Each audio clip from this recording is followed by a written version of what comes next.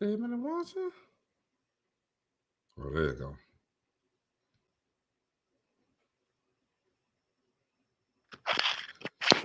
Yeah. We're gonna let a couple people get in here, man. Let everybody get up in here real quick. Let me see what I see now. Brother Judah, man. Shalom, family. Let's get ready to rumble. That's right, Brother Judah. I'm going to see my brother Yosef say. Yosef the Nazarene. Shalom, family. Shalom, Yosef, man. Salute to you, brother. The sister said a part living. All right, sister. I see you up in here. Peace, love, and light, family. Peace, love to you, sister. It's all good. All good. As y'all come in, y'all hit that like button. Smash that subscribe button on the channel. Go to brother Malachi Maccabee Honor Humility STL and hit that subscribe button over there as well. Let's get these subscriptions up, get these likes up, get the truth out to our people by any means necessary. We're gonna sit here and give a couple more minutes for the brothers and sisters to get in. As y'all do, y'all remember this is controversial and deep biblical breakdown series, baby. Y'all hit that like and subscribe button.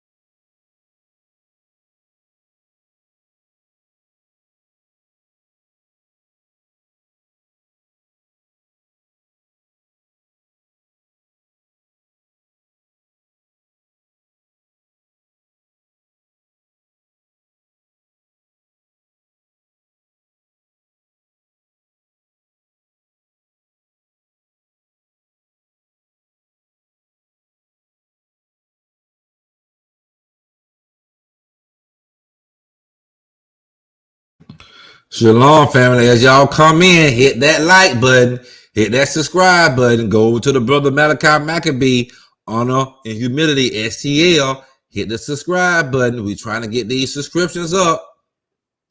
We're gonna be coming on live in about 1 or 2 minutes. We're gonna get the chat pumping here. Y'all get ready. It's going down. Shalom.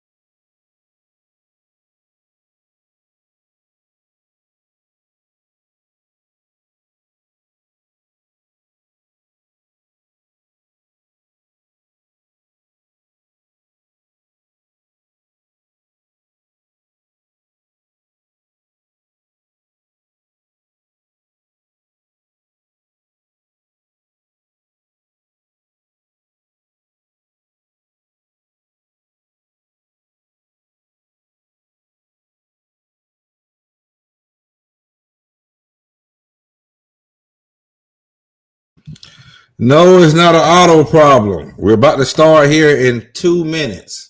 It's not an auto problem. We're just making sure everybody get in the chat. We're about to start up here in 2 minutes. Just get ready.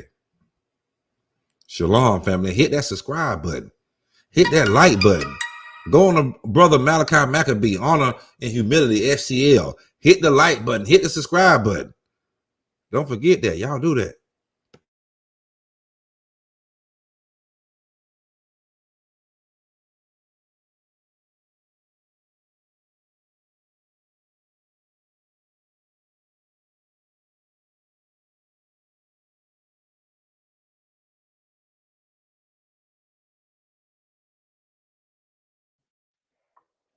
I see y'all in the building. Bless up. Bless up. I see all y'all in the chat. All praises to the Most High.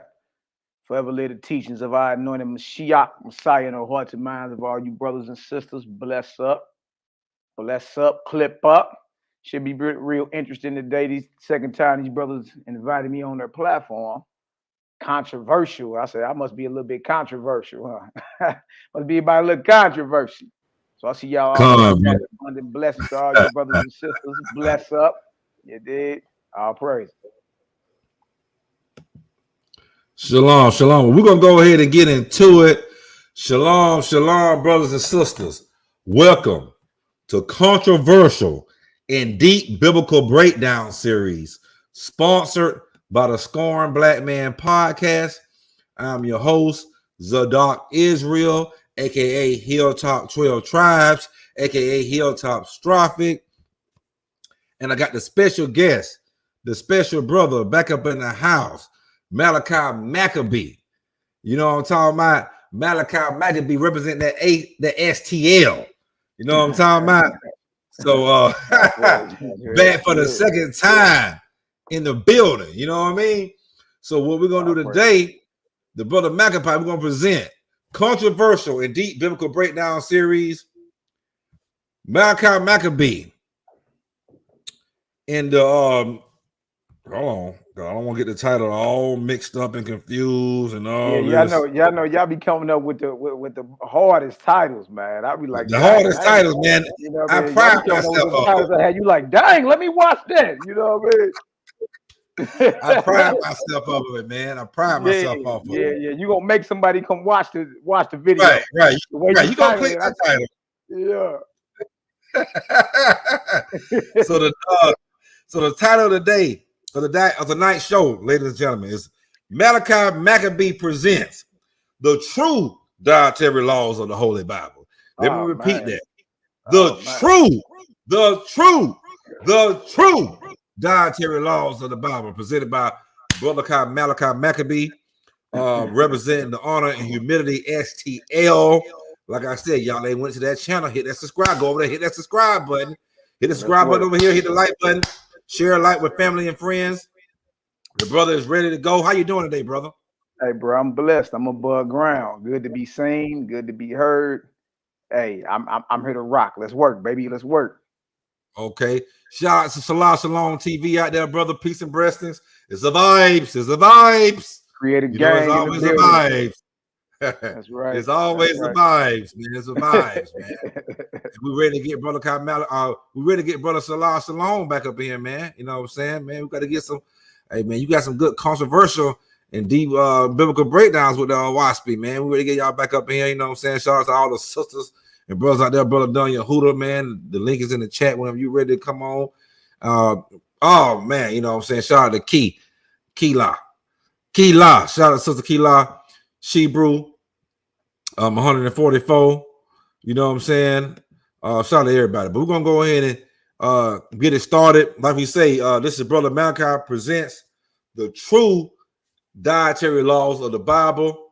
Brother, without further ado, I'm gonna let you go ahead and get in here, man. I see the crowd is jumped up in here already, man.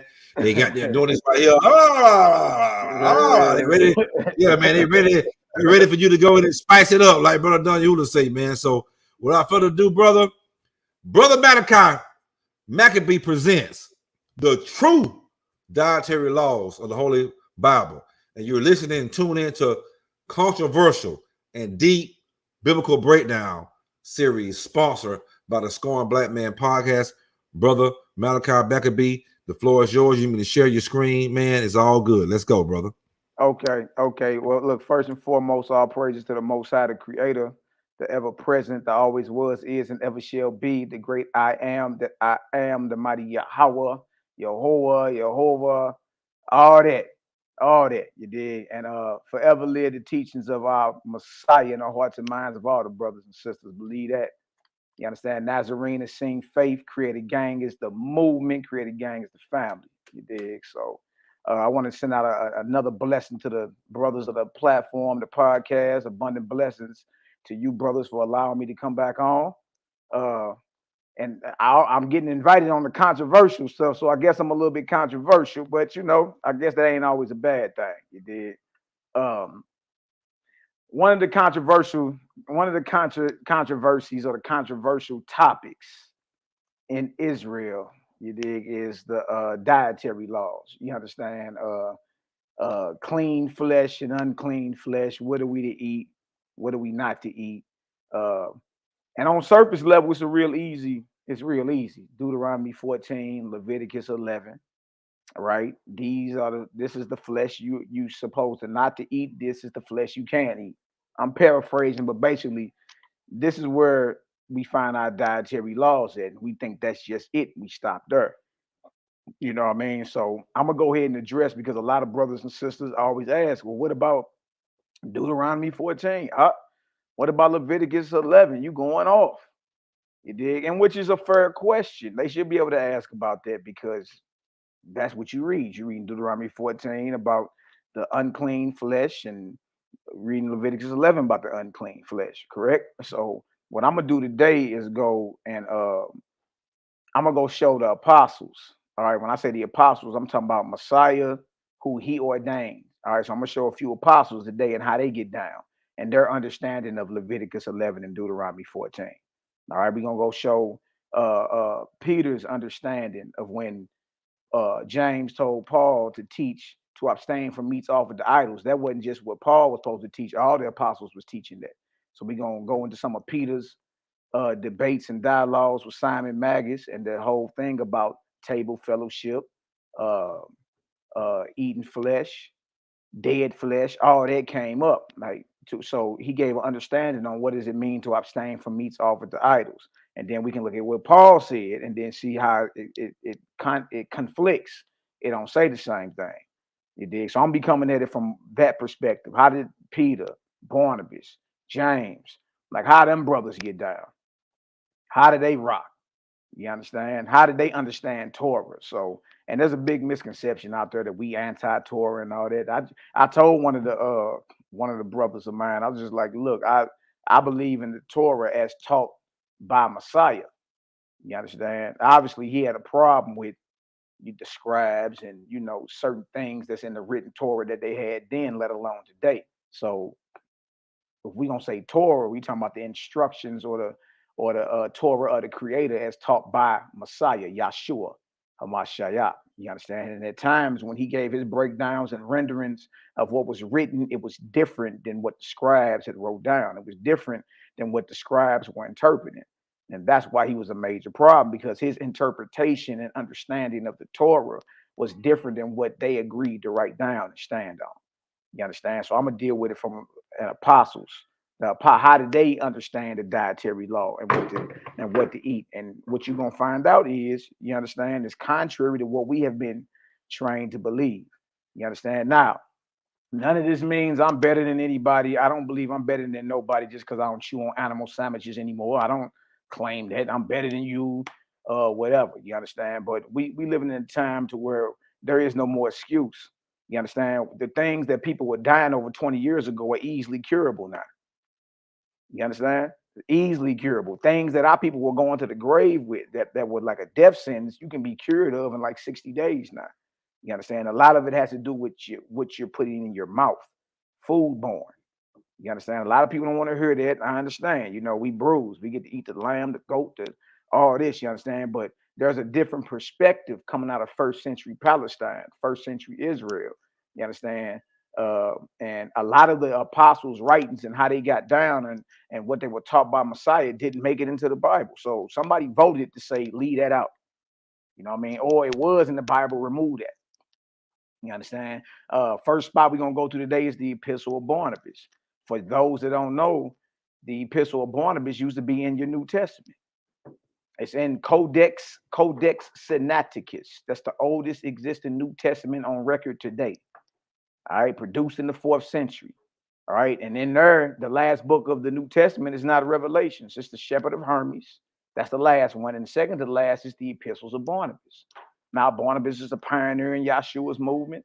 You understand? Used to, be out there putting in major work, got into it with Paul.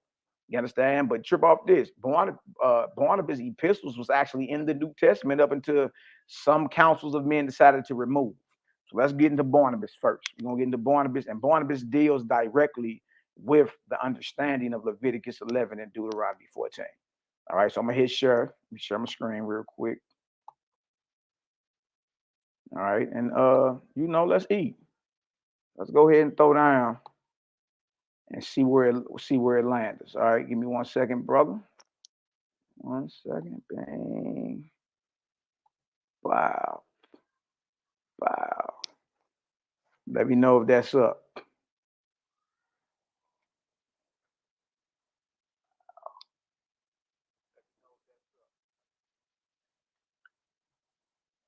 See if the art got me on up. Hilltop.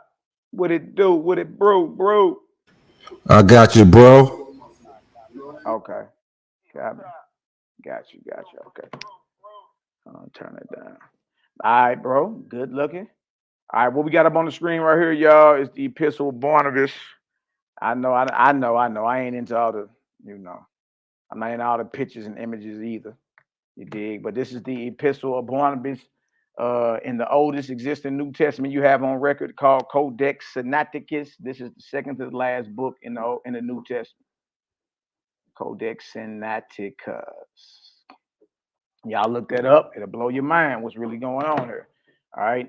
We're not really tripping off the images, but some people are. Just bear with us for a second. All right. Show y'all that a little more. Epistle of Barnabas. That's the cover. All right. Let me show y'all what we're working with. All right, right there. So in this Epistle of Barnabas, chapter 10. All right. It's my actual book. That's why you see all the underlines and all that. You understand? So we actually study this stuff. We ain't just outside running our mouths. All right. Now, this is Barnabas. Remember, Barnabas wasn't an apostle, but he was raised up by the apostles. All right. He's a pioneer in the movement. You can't get into Acts, the 5th chapter, without knowing who Barnabas is. All right. Now, this is his letters. It says, right, spiritual significance of the precepts of Moses respecting different kinds of food. Now, wherefore did Moses say, thou shalt not eat the swine, nor the eagle, nor the hawk, nor the raven, nor any fish which is not possessed of scales? He embraced 3 doctrines in his mind in doing so. Moreover, the Lord saith to them in Deuteronomy, and I will establish my ordinances among this people. Is there then not a command of God that they should not eat these things? There is. So Barnabas is like, yeah, there is a law that you are not supposed to eat these things right here, the swine, the eagle, the hawk, any type of fish that has not scales. So the question is, so there is a law, there is, right? But Moses spoke with a spiritual reference. You see, and if you ask majority of the brews about, the spiritual understandings of the flesh that you can eat and the flesh you ain't supposed to eat, most of them can't tell you. You understand? So he was like, look, now Moses was talking spiritual. For this reason, he named the swine as much as to say, thou shalt not join thyself to men who resemble. Hold on. I got you. Trust me, I got you. Hold on. Yep, right here. All right. You should not join yourselves to men who resemble swine. Trip off this. For when they live in pleasure, They forget their creator or their maker. You see that? So we like, don't take on, this is talking about not living like a swine, not taking on the spiritual characteristics of a pig. Because when everything all good, they forget, you understand, their creator. They forget their maker. You don't want to be a swine or a pig in spirit. You don't even want to be around nobody else that's like that, unless you're there to raise them up and to cut that spirit about them. You understand? But the whole spiritual understanding of not eating swine or pig meat is for you, for when they live in pleasure, they forget their maker. But when they come to want, they acknowledge the Most High. And in like manner, the swine, when it has eaten, does not recognize its master. You see? So you should always supposed to be grateful for what you have. Always thanking the Creator. Always. You don't want to be take on this type of spirit or characteristic. Soon as you eat, soon as your belly full, you forget the Most High. Long as everything all good and you live in pleasure, you forget the Most High. But soon as you come to want, you screaming and you squilling. You see that? So when it has eaten, does not recognize its master, but when hungry, it cries out. And on receiving food, it's quiet again. So the wisdom we pull from that is when Deuteronomy 14, Leviticus 11 prohibits us to eat pig meat, that's talking about not taking on the spiritual characteristic of the swine. You understand? As long as everything is all good, he forgets his maker. The swine forgets its maker as long as everything is running good. As long as the faucet is on. As long as his coffers are filled up, he all good. As soon as it's all bad, he's squilling.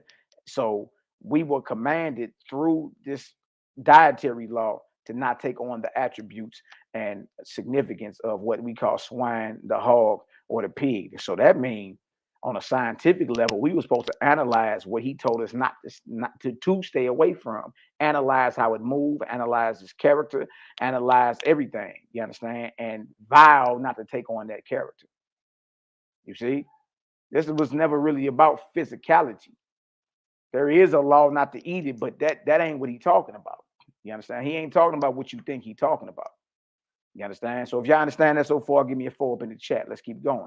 Neither shall thou eat, says he, the eagle, nor the hawk, nor the kite, nor the raven. Thou shalt not join yourself, he means, to such men as know not how to procure food for themselves by labor and sweat. You see that? Because those birds, the eagle, the hawk, the kite, the raven, those are predatory birds. You understand? So they the jack boys, basically. So if you know anything about the thieves or the jack boys in your city, they basically are the eagles, the ravens, the hawks. They don't know how to get out there and sweat and labor and to procure food for themselves. They wait for somebody else to go labor and sweat, and then they remove them of their, things they work so hard for. So this is why he's telling you not to eat the eagle, the hawk, the kite, or the raven. You ain't supposed to join yourself to people of this character, of these type of spirits. You understand? To such men, do not join yourself. He means to such men is know not how to procure food for themselves by labor and sweat, but seize on that of others in their iniquity. See that? But seize on that of others in their iniquity. And although wearing an aspect of simplicity, are on the watch to plunder others. You see? So outwards you look, you understand, like you all good, but really you're a predator. And you looking to, jack others of the things they've achieved through hard work, sweat. This is the understanding or the overstanding of these so-called flesh laws right here. It's talking about the characteristics of men, y'all. And we supposed to analyze on a scientific level, analyze this eagle, this raven, this kite. You understand? We supposed to analyze that and say, dang, trip off that. They sit up all day. They ain't gathering nothing. They just waiting for somebody else to gather, and they swoop in and take what's theirs. You see, now if you was to do that, guess what? You be labeled evil, and guess what? You either be dead or under the jail. So don't join yourselves to men, and don't take on that type of spirit of being a predatorial bird. Don't take on that spirit of being what we call a pig, someone who is all good as long as the faucet is on, but as soon as it's bad, you squill it. Now we get an understanding of what all this means. All right, now watch this. It says, so these birds, while they sit idle, inquire how they may devour the flesh of others. Those are your jack boys in the city right there. Right? Proving themselves pests to all by their wickedness. And thou shalt not eat, he says, the lamprey or the polypus or the cuttlefish. He means thou shalt not join thyself or be like to such men as are ungodly. to the end and are condemned to death. You see that? In like manner, as those fishes above are cursed, float in the deep, not swimming on the surface like the rest, but made their abode in the mud which lies at the bottom. So he's telling you, don't be like a bottom feeder. Don't be like a predator or a hawk from on high, and don't be a bottom feeder, taking advantage of the surface, the fish that swim on the water surface. You see, you're supposed to be able to analyze that, analyze its character, its movements, how it get down, and say, oh no, I ain't about to move like that. I'm not about to move like that. And to this day, we actually call each other animals in the streets. He a beast. He a dog. Think about it. Now watch this right here. It says right here, moreover, thou shalt not, he says, eat the hare. We talking about the rabbit, right? Why or wherefore? Thou shalt not be a corrupter of boys, nor like unto such. Because the hare multiplies year by year, the places of its conception. For as many years as it lives, so many it has. So it's telling you right here, you're not supposed to be like the herd. And you understand? Where you heard the term growing up, you know what I mean? Having sex like humping like rabbits. You understand? So in other words, we're not supposed to be a rolling stone out here, just laying seed wherever. Because wherever we lay seed, there's what? Responsibility. That's why he's telling you don't eat the rabbit. Why he telling you don't eat the swines? Why he telling you don't eat the catfish? Why he telling you don't eat you understand, the eagle and the raven and the kite? This is why he's telling you about all this, because all of these, if you study them, have spiritual characteristics that we are not supposed to take on or join ourselves to. It's that simple. It's really that simple. Now look at this. It says right here. Now look at this. It says, moreover, thou shalt not eat the hyena. He means thou shalt not be an adulterer, nor a corrupter, nor be like. Hold on. So what does it mean not to eat the hyena? What does that mean? Hold on. Nor be like to them. Hold on. Nor be like to them that are such. Why or wherefore? Because that animal annually changes its sex. Wow. Wow. So studying the hyena, we would understood that deals on a transgender type. Why? Wherefore? Because that animal, the hyena, annually changes its sex and is at one time male and at another female. Wow. Look at what we learned. Moreover, he has rightly detested the weasel, for he means thou shalt not be like to those whom we hear of as committing wickedness with the mouth. What do you mean by wickedness with the mouth? That's crazy. Look at this. On account of their uncleanness, nor shall thou be joined to those impure women who commit iniquity with the mouth. Look at this. For this animal, the weasel, conceives by the mouth. So we already know what that's going into. I mean, we grown. You ain't even gotta blurt that out. You understand? If it's talking about conception by the mouth and commit iniquity by the mouth and impure women who commit iniquity by the mouth, you already know what that's talking about. And we were supposed to examine and study the weasel and arrive at that level of wisdom concerning sexual morality. Study creation. You want to know more about the creator? You want to get deep into him? Study creation. Look at this right here. It said right here. Moses then issued 3 doctrines concerning meats with a spiritual significance. But they, talking about our forefathers, received them according to fleshly desires, as if he had merely spoken of literal meats. You see? Moses was talking spiritual the whole time. He wasn't even speaking of literal meats. It was spiritual the whole time when he was letting you know who to join yourself to and who not to join yourself to. And if that's unbelievable, then when you read Acts the 10th chapter and all the animals come down and Peter's vision, and Peter's like, man, I ain't never ate nothing common and unclean ever. And as you keep reading the story, you realize that the animals represent the characteristics of men, right? Well, Barnabas is saying the same thing about the dietary law. The animals and the dietary law represent the characteristics of men. It's not literal. It was never supposed to be taken literal. Spiritual understanding about it. You see, and I know that's hard to swallow. But right here, Barnabas, and for some odd reason, this is not even in the New Testament anymore. But Barnabas is saying right here that the dietary law that we live and die by, that we drive all the Christians over. You understand? He's saying that's spiritual. That's talking about the characteristics of men, right? What characteristics you are not supposed to be like, what you're supposed to adapt, and who you're not supposed to join yourself to. You see? And that's why Israel still holds fast to this dietary, quote unquote, clean flesh, but Israel's still sick. Israel is sick, man. Suffering from still, look, not eating pork, shrimp, crab, and lobster is still a suffering as if they're eating pork, shrimp, crab, and lobster. Something going on with the diet or the liver there. Something going on. You got to examine that.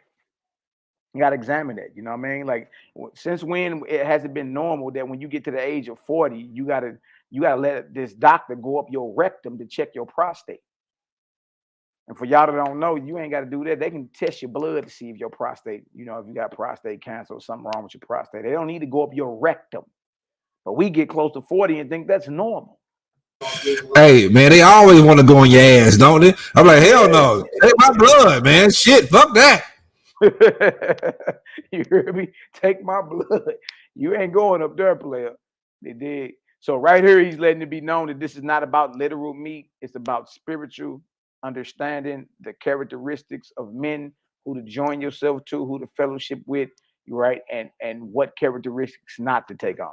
If you understand that so far, give me 3 up in the chat. Let's keep working. Watch this.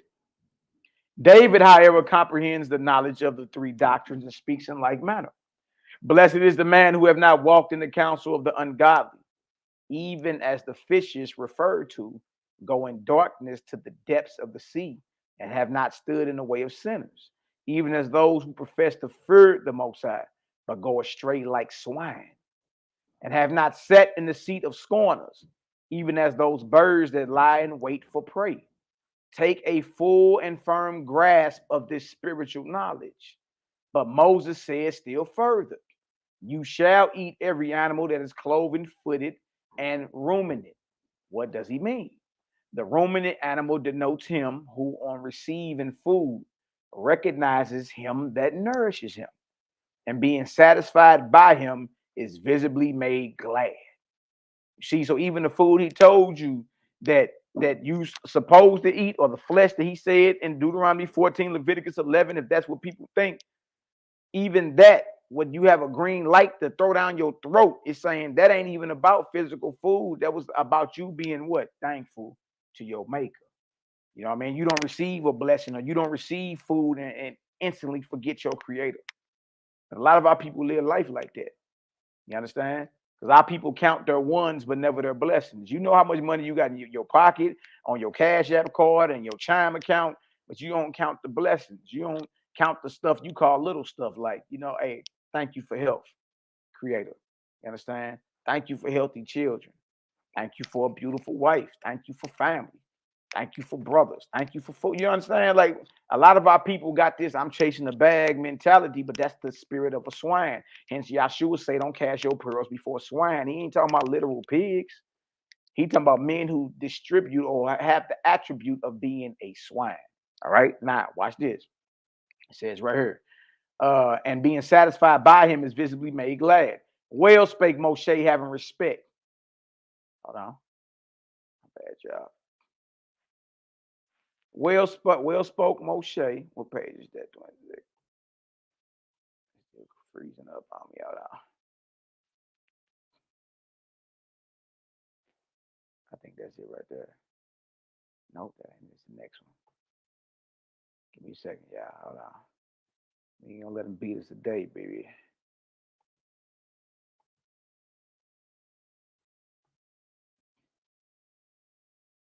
Hold on. All right, here we go. Bye. All right. Commandment. What then does he mean? That we ought to join ourselves to those that fear the Most High. This is what it means by the split hoof. You understand? It's a split hoof and it chew the cud. You understand? The swine, even though it has a split hoof, but it don't chew the cud. But this is the meaning about the lawful flesh. What then does he mean? That we ought to join ourselves, fellowship, to those that fear the Most High, those who meditate in their heart on the commandment which they have received, those who both utter the judgments of the Most High and observe them, those who know that meditation is a work of gladness and who ruminate upon the word of the Creator. But what means the cloven footed? That the righteous man also walks in this world, yet looks forward to the holy state to come. On the cloven footed, split hoof. Yeah, you in this world, but you live for the next one. You see that? Behold how well Moses legislated. But how was it possible for them to understand or comprehend these things?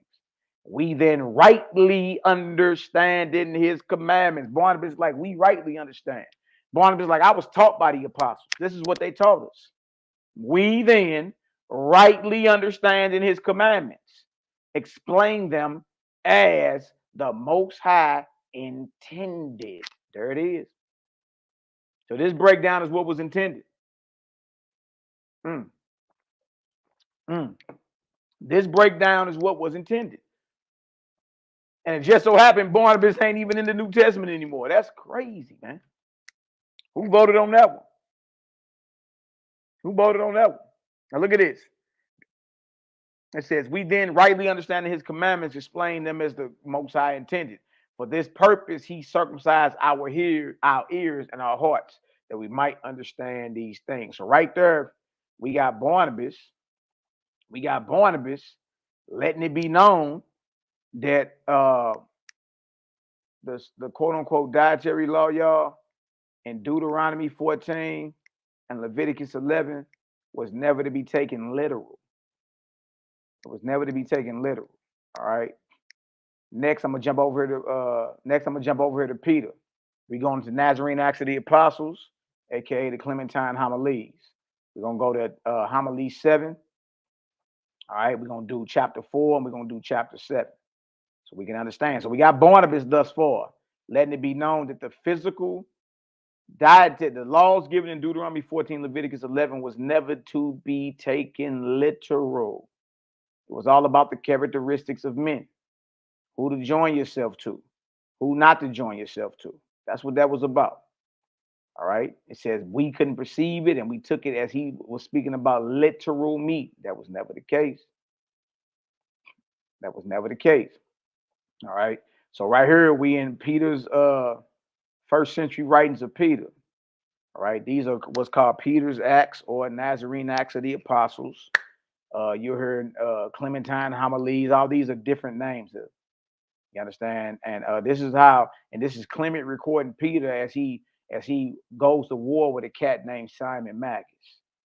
All right. But Clement follows Peter around at the behest of James and records what Peter is doing. All right.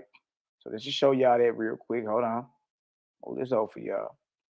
This is where we at for those that got the homilies, Clementine Homilies of the Nazarene Acts. All right. All right. We in Tyre. Peter's in Tyre. All right. He addresses the people. We're going to go over to chapter 3 or chapter 4 first, the golden rule. Now, what happened was, it's this guy named Simon Magus who was going around everywhere speaking lies and spewing madness that was against the Nazarene way. You dig? And wherever he would go, people would get sick, and you know what I mean? He'd be teaching all type of things that was against the apostles. So James sent Peter out there to confound him at every turn, you know what I mean? So this is Homily 7. We read Barnabas' understanding of the dietary law. Let's read Peter's. All right, Peter is an apostle. Nobody can argue that. Barnabas is a disciple or a student of the apostles. Nobody can argue that. All right. Now look at this.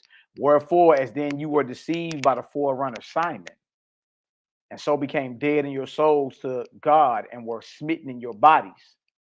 See, they had all type of plagues and all that. They were deceived by this cat who was telling them they could eat whatever. And it's crazy, man. All right, smitten in your body. So now if you repent, as I said, and submit to those things which are well pleasing to the Most High, you may get new strength to your bodies and recover your soul's health. Yes, this is about health. Today, a lot of Israelites blow health out but without health, Jack, you dead. What you mean? See, the apostles and all them, The Nazarenes, they come out of the Essene. They are branched out of the Essene movement. The Essenes teach you proactively how to heal yourself. You understand? Whether it's through spirit, prayers, or whether it's through the herbs and all that. But you learn how to heal yourself. And then you teach others to heal themselves. You understand? So when I read this, when I understood that, and when I started reading this, it didn't blow my mind. See, look, Peter, or Kephi, who is Peter, is talking about health. You understand? Yes, health is part of your spiritual progression. It is. It is. Now watch this. You may recover your soul's health. And the things which are well pleasing to the Most High are these. These are the things which are well pleasing to him. Remember this. All right. This is what's well pleasing. And this is Peter, first century. Already out amongst the uncircumcised, teaching this Nazarene movement, this Nazarene way. All right. Now look at this. It says right here. It says, and the things which are well pleasing to Creator are these: to pray to him, to ask from him, recognizing that he is the giver of all things and gives with discriminating law. Look at this: to abstain from the table of devils. What does that mean? What does it mean to abstain from the table of devils? Not to taste dead flesh. Look at this, y'all. It's Peter. I already got Barnabas telling you, hey, look, none of that was to be taken literal. That's all spiritual. That's about the characteristics of men. Don't cast your pearls before swine, because men are swine out here. Now you got Peter telling now you got Peter telling the people who he talking to in Tyre, hey, stop, sit down at the table of the devils. To abstain from the table of devils, not to taste dead flesh, not to touch blood, to be washed from all pollution, and the rest in one word, as the God-fearing Yahudim have heard. Look at this. It says right here, do you also. All right, now this is Peter amongst the Gentile nations teaching them this Nazarene way. Whether the Gentiles out there or Israelites who live like Gentiles or physical Gentiles, Peter is in Tyre teaching this. You understand? And the understanding coming from Jerusalem is that you're not supposed to be chewing on animal sandwiches, dead flesh. That's what it means in Acts 15:29 to abstain from meats offered to idols. That's talking about dead flesh, man. Not supposed to be chewing on animal sandwiches. It says, do you also hear and be of one mind in many bodies? Let each man be minded to do to his neighbor those good things he wishes for himself. And you may all find out what is good by holding some such conversation as the following with yourselves. You would not like to be murdered, and do not murder another man. You would not like your wife to be seduced by another, do not you commit adultery. You would not like any of your things to be stolen from you, steal nothing from another. And so understanding by yourselves what is reasonable in doing it, you will become dear to the Most High and will obtain healing. See, we talking about health, healing. Like a true prophet or a true apostle, he would teach you, and he wouldn't just pray for you. He would teach you how to heal yourself as well. So I don't even understand men in these days coming against the healers, coming against the brothers who are into the Nazarene and scene literature, coming at the brothers who are against studying Creator and studying creation and learning about the medicinal plants and foods and herbs and fruits of the Creator. How are you coming against that? How are you coming against that? And our people are sick. Conscious Israel is sick. Look at this. And so understanding by yourselves what is reasonable in doing it, you become dear to the Creator and will obtain healing. Otherwise, in the life which now is, your bodies will be tormented. And in that which is to come, your souls will be punished. Look at that. So yeah, health has to do with spiritual progression. Yeah, health does, man. Like that. So it's crazy. You got men speaking against the health or the healing. You understand? Well, Peter, first century, telling you ain't supposed to be eating dead flesh. That's the table of the devils. That's what that is. You're not supposed to be chewing on animal sandwiches. All right, that right there is the Yeshaya ben Israel. That's the Nazarene Acts of the Apostles, or aka Clementine Homilies. That's Homily 7, chapter 4. Now we're gonna go over to chapter 7. He repeats himself, the two paths. Or chapter 8. Chapter 8. Matter of fact, I'm going to jump down to the bottom of chapter 7. I'm going to show y'all something. Because we got this thing in there like, well, it's all good as long as I do good works. And yeah, for sure. For sure. You dig? But the creator expects something out of us. Like, you understand? Like, we all have the understanding that this body, our bodies are temples, or is the temple of the creator, right? Now watch this. The bottom of this. It says right here. I'm gonna go ahead and highlight some of this so y'all can see. Dang, my bad. So at the end of this right here, it says, but they who have taken no care at all to know the better way. And we hear that a lot. We hear brothers say, well, I can admit what y'all talking about is healthier, but look at this. But they who have taken no care at all to know the better way, even though they may have done countless other good deeds. If they have not stood in the service the Creator has appointed, come under the charge of indifference and are severely punished and utterly destroyed. Look at this. Watch this. Watch this.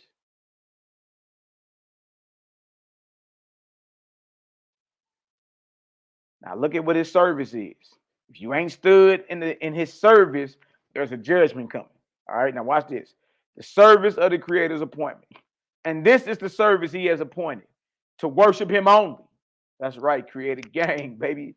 To worship him only and trust only in the prophet of truth, and to be baptized for the remission of sins, and thus by this pure baptism to be born again unto the Creator by saving water. To abstain, look at this, to abstain from the table of devils. That is, that is from food offered to idols. Same thing James told Paul at the Jerusalem council. Abstain from the table of devils. That is, from food offered to idols, from dead flesh or dead carcasses, from animals which have been suffocated or caught by wild beasts, and from blood. So this is what's well pleasing to the Creator, that we purge his temple and stop making our bodies a graveyard. Stop making our bodies a graveyard, because it actually poisons your blood. A lot of people don't want to hear that. It causes all type of inflammation and everything. But we see first century understanding and Yahshua's movement was all about not chewing on animals, not dealing with the blood, abstaining from food offered to idols. You dig? And right here is letting you know what the table of devils is. Table of devils is food that's offered to idols, which is dead flesh. It ain't even that hard, man. And I know it's a lot of people like, here you go. I'm just saying, like, we got Barnabas, already a first century disciple, student of the apostles. Now we got Peter breaking down what does it mean to abstain from meats offered to idols. That's to abstain from dead flesh. Not to eat dead flesh. That's what that means. And it's called the table of devils. Now look at this. Not to live any longer impurely, to wash after intercourse, exactly. That the woman on their part should keep the law of purification. That's right. That all should be sober-minded, giving the good works, refraining from wrongdoing, looking for eternal life from the all-powerful Creator, and asking with prayer and continual supplication that they may win it. Such was Peter's counsel to the men of Sidon also. And trip off this. And in few days, many repented and believed and were healed. You see that? Peter didn't just pray for them and heal them. He told them this is what's causing the inflammation. This is what's causing the sickness. This is what's causing the demons, the dark spirits to take over your body and you know what I mean, run amok as if they live there. It's the dead animals. It's the animal diet. Then once they understood that, notice what it said, they repented. What they repented of? They repented for eating food or meats offered to idols. They repented from chewing on animal sandwiches, eating dead carcasses. Believed the message that Peter was coming with, and then they were healed. You see that? And Peter, having founded an assembly or a church, set over it as bishop one of the elders who were with him, and then left for Sidon. You see that? So the healing is practical. A true healer will always teach you how to heal, right? And then, assist you in your healing. but teach you how to do it. And this is what we see the Nazarene apostles and disciples were all about. But step one in healing is to get rid of the dead animals. If y'all understand that so far, give me a 7 up in the chat. And for any mealy mouth Negro to say, well, that don't mean Peter was eating like that. He could have been eating. Let's go over here and show you. Peter off his own mouth tells you exactly what he eats. All right. Right here, Clementine Homilies, or AKA the Nazarene Acts of the Apostles. All right. Let's go over here and see. Let's go over here and see. I got you. Right here. Bye. A little bit more. It's easy work. It really ain't hard, y'all. It's a lot of pride dealing with our nation of people. You know what I mean? But we commanded to love our people at the same time. So that's just what we got to do. All right. Some people don't like that, but hey, it is what it is. All right. So now we're going to jump over to page, for y'all that got the book, page 194, Clementine Homilies, or the Nazarene Acts of the Apostles. First century documentation, which tells a different understanding of the Yahshua movement coming out of Palestine, first century. You dig? And if you really, and I know a lot of brothers and sisters believe Paul was like a real deep Torah Scott, man. Look, y'all need to get this Nazarene Acts. Peter, that dude. Y'all need to get that. Peter, like that dude, like he dealing with cosmology, he dealing with cosmology, he dealing with all type of botany, he dealing with all types of creation and all that in here. All of it, off the top of the dome. He dealing with spiritual power. He dealing with alkalinity of the blood. He dealing with all type of stuff, man. It's like, dang. Now, the church fathers know about Peter's acts, why it ain't in the New Testament. Who decided for it not to be there? You see? Look at this right here. Peter's frugality, meaning he lived a simple life. Then Peter hearing smiled and said, what think you then, O Clement? Do you not think you are placed by very necessity in the position of my servant? For who else should take care of those many splendid tunics with all my changes of rings and sandals? So he because Clement want to be Peter's like student, basically. He want to be like his intern.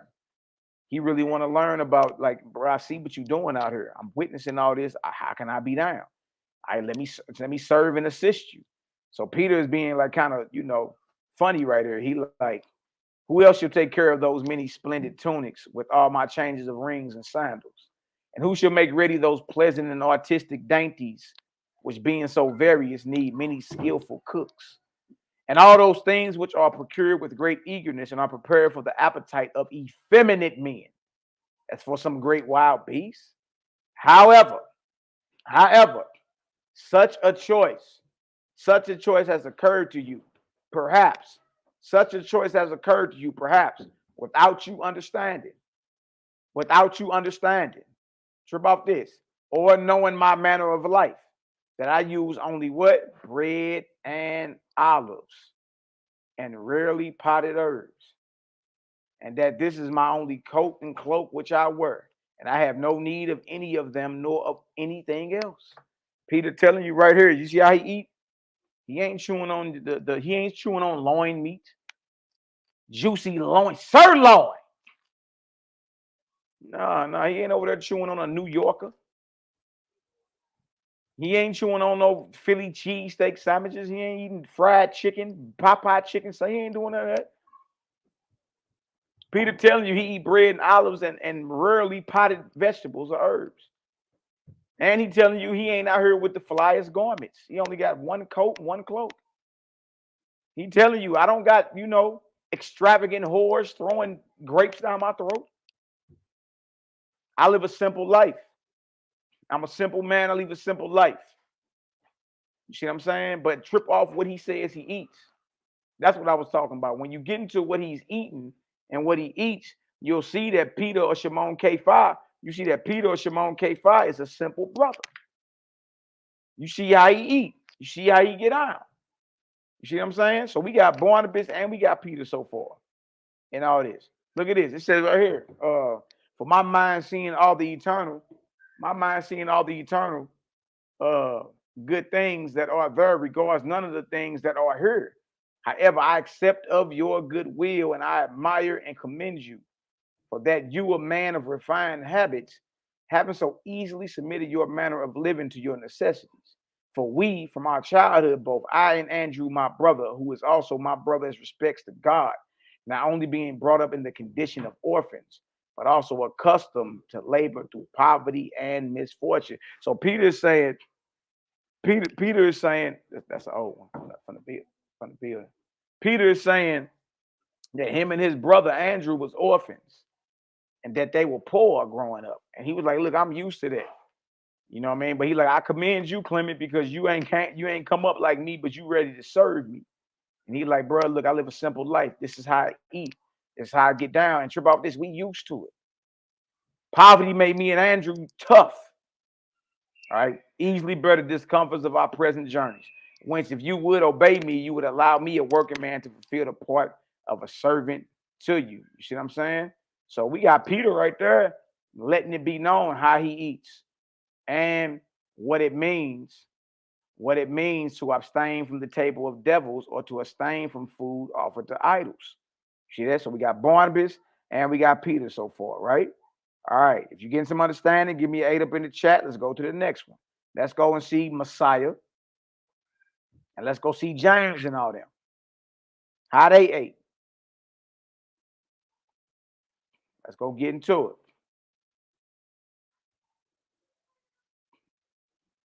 All right, let me show y'all where we at thus far. It's right here is the Gospel of the Nazarenes, aka Gospel of the Hebrews, aka Gospel of the Ebionites, aka the Hebrew version of Matthew. Yeah. So we going to chapter 2. I want to show y'all that real quick. All right, hold on.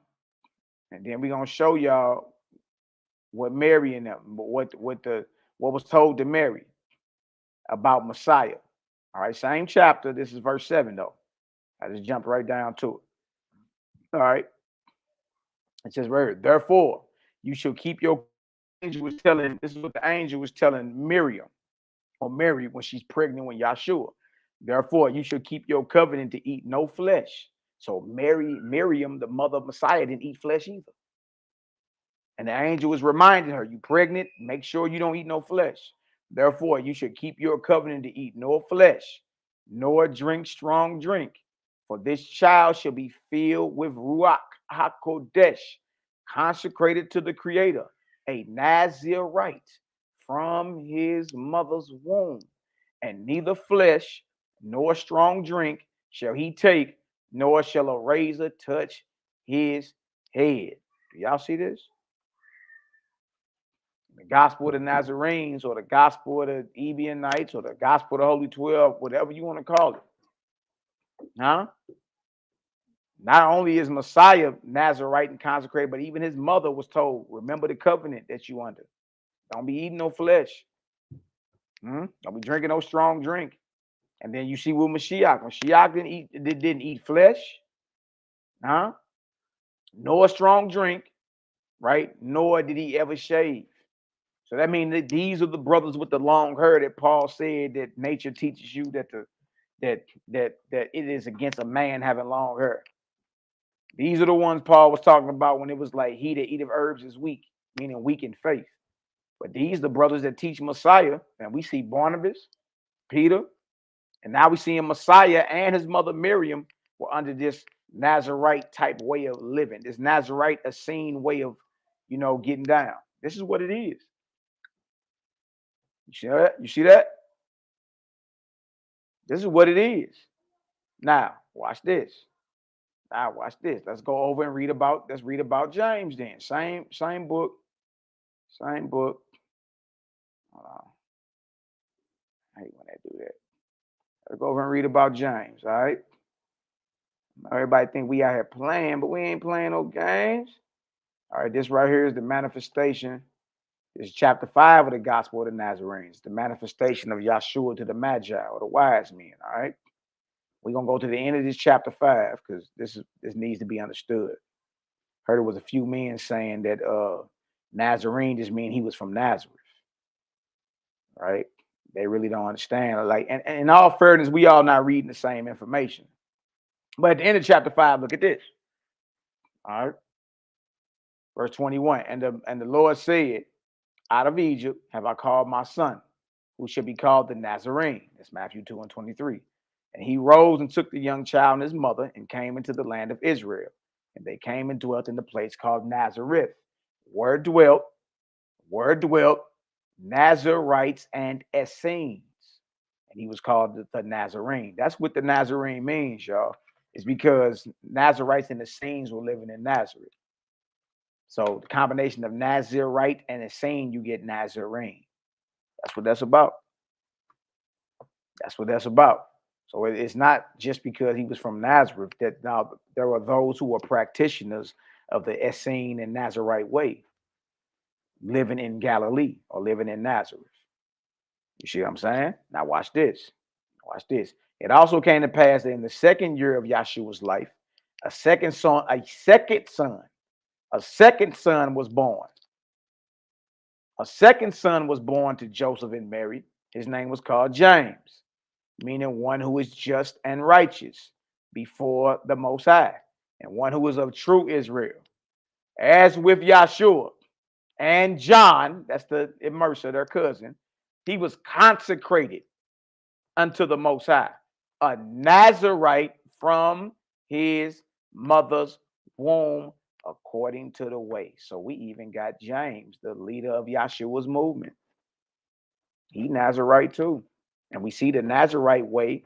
His mother was on the same thing, and his brother, and his cousin John. They all came out of that Essene Nazarite vibration.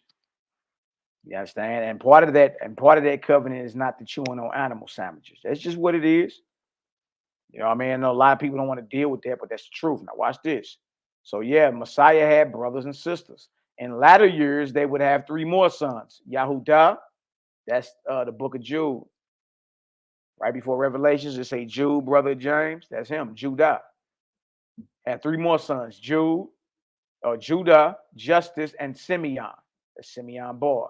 And also 2 daughters, Asia and Lydia. You see that? And that backs up Galatians 1:19.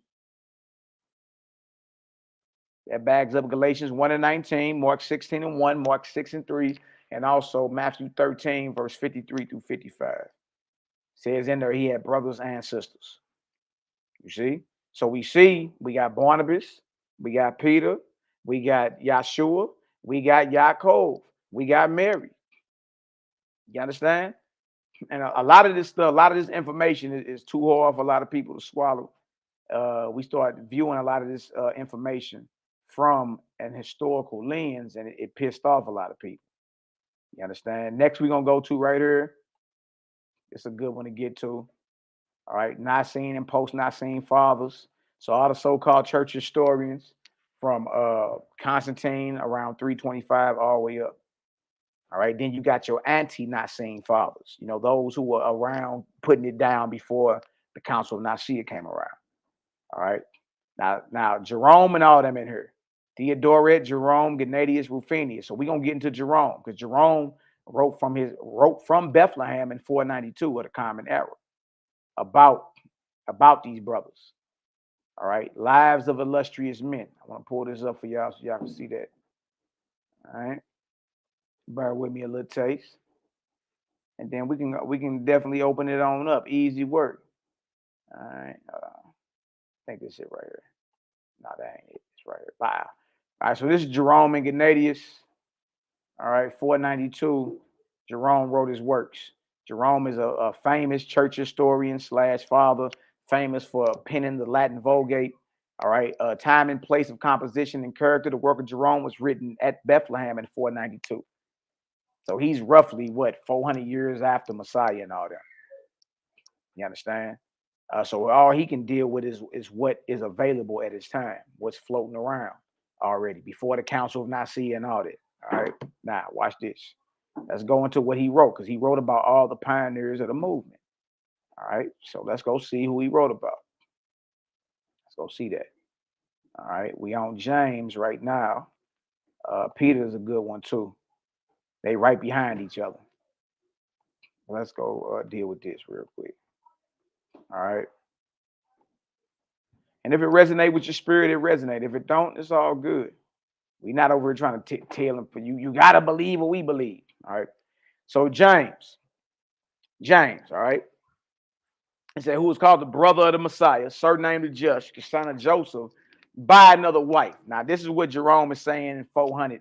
And this is actually where it came from. The whole understanding that Joseph arrived, or when Joseph got with Mary, he was an old man, and Mary was a young woman.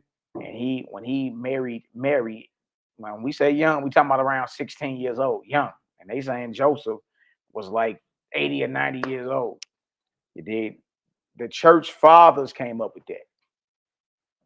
You understand? Because it changes your perspective to know the Messiah had brothers and sisters. It's like, oh, hold on. But if Joseph came with these children, then technically those are not his brothers and sisters. You understand? So that's just something else to think about. But Jerome was saying that was Joseph's son by another wife, as some think. But as appears to me, the son of Mary, sister of the mother of our Lord. And that's another thing. So there's a lot of double writing in what we call the New Testament. For instance, Mary, the mother of Messiah, had a sister named Mary, who was the wife of Cleophas. Then don't forget Mary Magdalene. There's a lot of double writing. You know what I mean? A lot of people don't want to deal with that. James, who was called the brother of the Messiah, surnamed the Just, the son of Joseph by another wife, as some think, but as appears to me, the son of Mary, sister of the mother of our Lord, of whom John makes mention in his book. After our Messiah's passion, at once ordained by the apostles, Bishop of Jerusalem, wrote a single epistle, which is reckoned among the 7 Catholic epistles. And even this is claimed by some to have been published by someone else under his name, and gradually, as time went on, to have gained authority. So the book of James you have in the Bible in 492, it was already an argument, or it was already speculation that he ain't even write that. Just like it was already agreed upon by majority of scholars that Peter didn't write 2 Peter, which is major because that's where the famous quote that Peter is bigging up Paul. Well, that was actually written after Peter had been dead a few decades. You understand? A lot of anonymous and pseudo-picographer work was going on back then. All right. Now look at it. As time went on to have gained authority, Hegesippus is called Hegesippus the Nazarene. Hegesippus, who lived near the apostolic age, in the 5th book of his commentaries. So Hegesippus is from the 1st century. Okay. Jerome, living in the 5th century, is writing about he is writing about James based off what Hegesippus wrote about him. Hegesippus lived during the 1st and 2nd century, the middle 1st century all the way up to the beginning of the 2nd. All right, so Jerome is referring to Hegesippus' works when he's talking about James. Hegesippus, who lived near the apostolic age, in the 5th book of his commentaries, writing of James, says, after the apostles, James, the brother of the master, surnamed the Just, was made head of the church at Jerusalem. Many indeed are called James. This one was holy from his mother's womb, Nazarite, like we just read, right? He drank neither wine nor drink, nor strong drink, ate no flesh. So we got the writings of Jerome match right up with the Nazarene Gospels. We just read about, just like John and Yeshua, he was a Nazarite from the womb, meaning they stayed away from the flesh, they stayed away from the strong drink.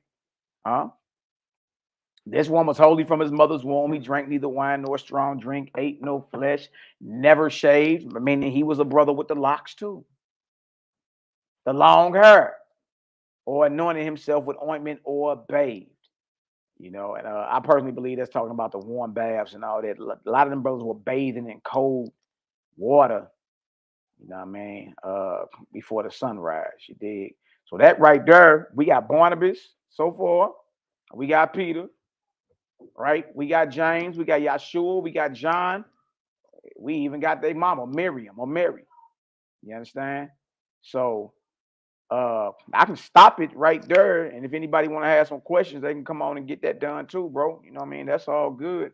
When we keep going and we get into like because those same instructions were given to Paul in Acts 15 to 29, Acts chapter 15, verse 29, to abstain from meats offered to idols. All right, well, when we got into Peter's understanding, we see what the meats offered to idols is. It's talking about dead flesh, period. All right, these are the things that are well pleasing to the Creator. You see what I'm saying? And he tell you not to be chewing on animals, not to be eating flesh. All right, to abstain from tables of devils. All right, same thing that James gave letters to Paul to teach while he's out there. We see Peter was teaching that. Peter taught what James told him to teach, Paul didn't. So then Paul started saying, anything sold in the shambles, you can eat that and don't ask no questions for conscience sake. You see that? So you can see the difference. You can see the difference in what the Nazarenes was doing versus what Paul was on. You dig? Con. Brother hit y'all with a good, you know what I'm saying? A good power punch. I hope y'all got the message. Hope y'all got the good lesson that the brother brought to you again. You know he be bringing that fire. But yeah, I mean, I got a question, brother. Well, not really a question. I got really like a comment. Like I still eat meats and stuff. I'm trying to get down to just being a pescatarian, man. You know what I'm saying? Just eat some good clean fish. I love the clean fish. I plan on fleeing Babylon here pretty soon. You know what I mean? And I want to eat. I want to flee Babylon. I'm gonna be somewhere, you know, on the beach, tropical, somewhere on the beach, man. So I feel you know what I'm saying? If I could get down to just the fish, and then you know maybe I could wean myself off. You know what I'm saying? The fish, everything, just go plant based. I know the brother Don Yehuda and the brother Zadok Israel. They're plant based brothers. You know what I'm saying? I think Don Yehuda been practicing for a while. I think brother Zadok just been doing it. I think brother Zadok been doing it since he started looking into the Owaspy. When he started looking into the Owaspy, he kind of, you know what I'm saying, he kind of compared that with the Bible and saying, all right, there's something to this. I do believe, man, and like we got to think, like the foods we eat, especially when you our beautiful sisters when they're pregnant, and you know they're eating these foods, these crabs, this pork, you know, different types of, you know, catfish, all different kind of just abomination of foods. Even us males that's eating these foods and we injecting them with our semen. Those babies already have all that. They already got high cholesterol, high blood pressure while they're still in the womb, man. You know what I'm saying? Yeah. I mean, you know what I'm saying? Like, and I get tired of our people always saying, you know, oh man, you know, it's in my genes, it's genetic. No, it's not. It's the foods that we're consuming. We're consuming GMOs. We're consuming steroids. We're consuming so much stuff. That's one of the main reasons I want to flee Babylon, because I know in certain countries it's illegal for them to use GMOs. It's illegal for it's illegal for them to use steroids and, you know, in these animals. You know, only in America, like Don Keynes would say. You know what I'm saying? Only in America. Only in America, you know what I'm saying, they do that. And like the brother Salah Salam say, the sperm count got high cholesterol. The sperm count got it. You know what I'm saying? That's what I'm saying. The sperm count got high cholesterol. That might be a reason why a lot of black males, you know, are kind of getting fucked up with the sperm count, because, you know, the Caucasians, they've been eating every damn thing. This is why they died off everything, because their sperm count can't get high enough because they eat too much bullshit. Yeah. Now, I don't know why the Asian man, I mean, I don't know why his sperm count is. He eat frogs and every damn thing. But though, you know, we got to really think about those things. You know, we're really messing up our children. This is why a lot of children come out obese. It ain't just cause both parents. Well, it's cause both parents are fat or overweight. But why are the parents like that? Because they have a bad diet. They pass that down to their kids. Their kids get a bad diet, and it just keep on passing on and passing on. You know. Yeah, that's true. That's true, bro. Yeah. That's true. A lot of us think these things are it's in my genes, you understand? And then you be like, my grandmama was diabetic, I'm diabetic. Hey, bro, we done witnessed it, man. We done witnessed people who come from long families of diabetes that simply switch up what they eating, bro. Switch up what they eating. You understand? And bro, listen, you got to start somewhere. Like we never here to judge anybody who's still dealing with that. You understand? We're not here to judge nobody. We here to actually encourage you and let you know you can do it. But there's so many recipes out here, man. It ain't like we eating rabbit food. You know what I'm saying? Bro, we eat good for real, like so good. Sometimes you be having to watch yourself and be like, hold on, man, I'm gaining weight over here eating this. You know what I mean? So bro, it's levels to it and it's stages to it. We're not here to condemn, but we are here to encourage. We are here to encourage you. Come on, because me myself, I've seen hundreds of healings just based off switching up what you put in your mouth. I've seen it. You understand? That's why I can see it's different once you have the experience. See, I can easily get on here and talk about Dr. Sebi, Dr. Lalela Africa. I can easily get on here and talk about my young brother Yaki or my brother Sila Shalom. You understand? But their experiences are their experiences.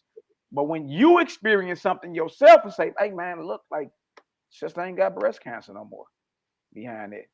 You understand? That brother ain't even got no sinus problems behind it. The brother ain't got no problem digesting his food behind it. You dig?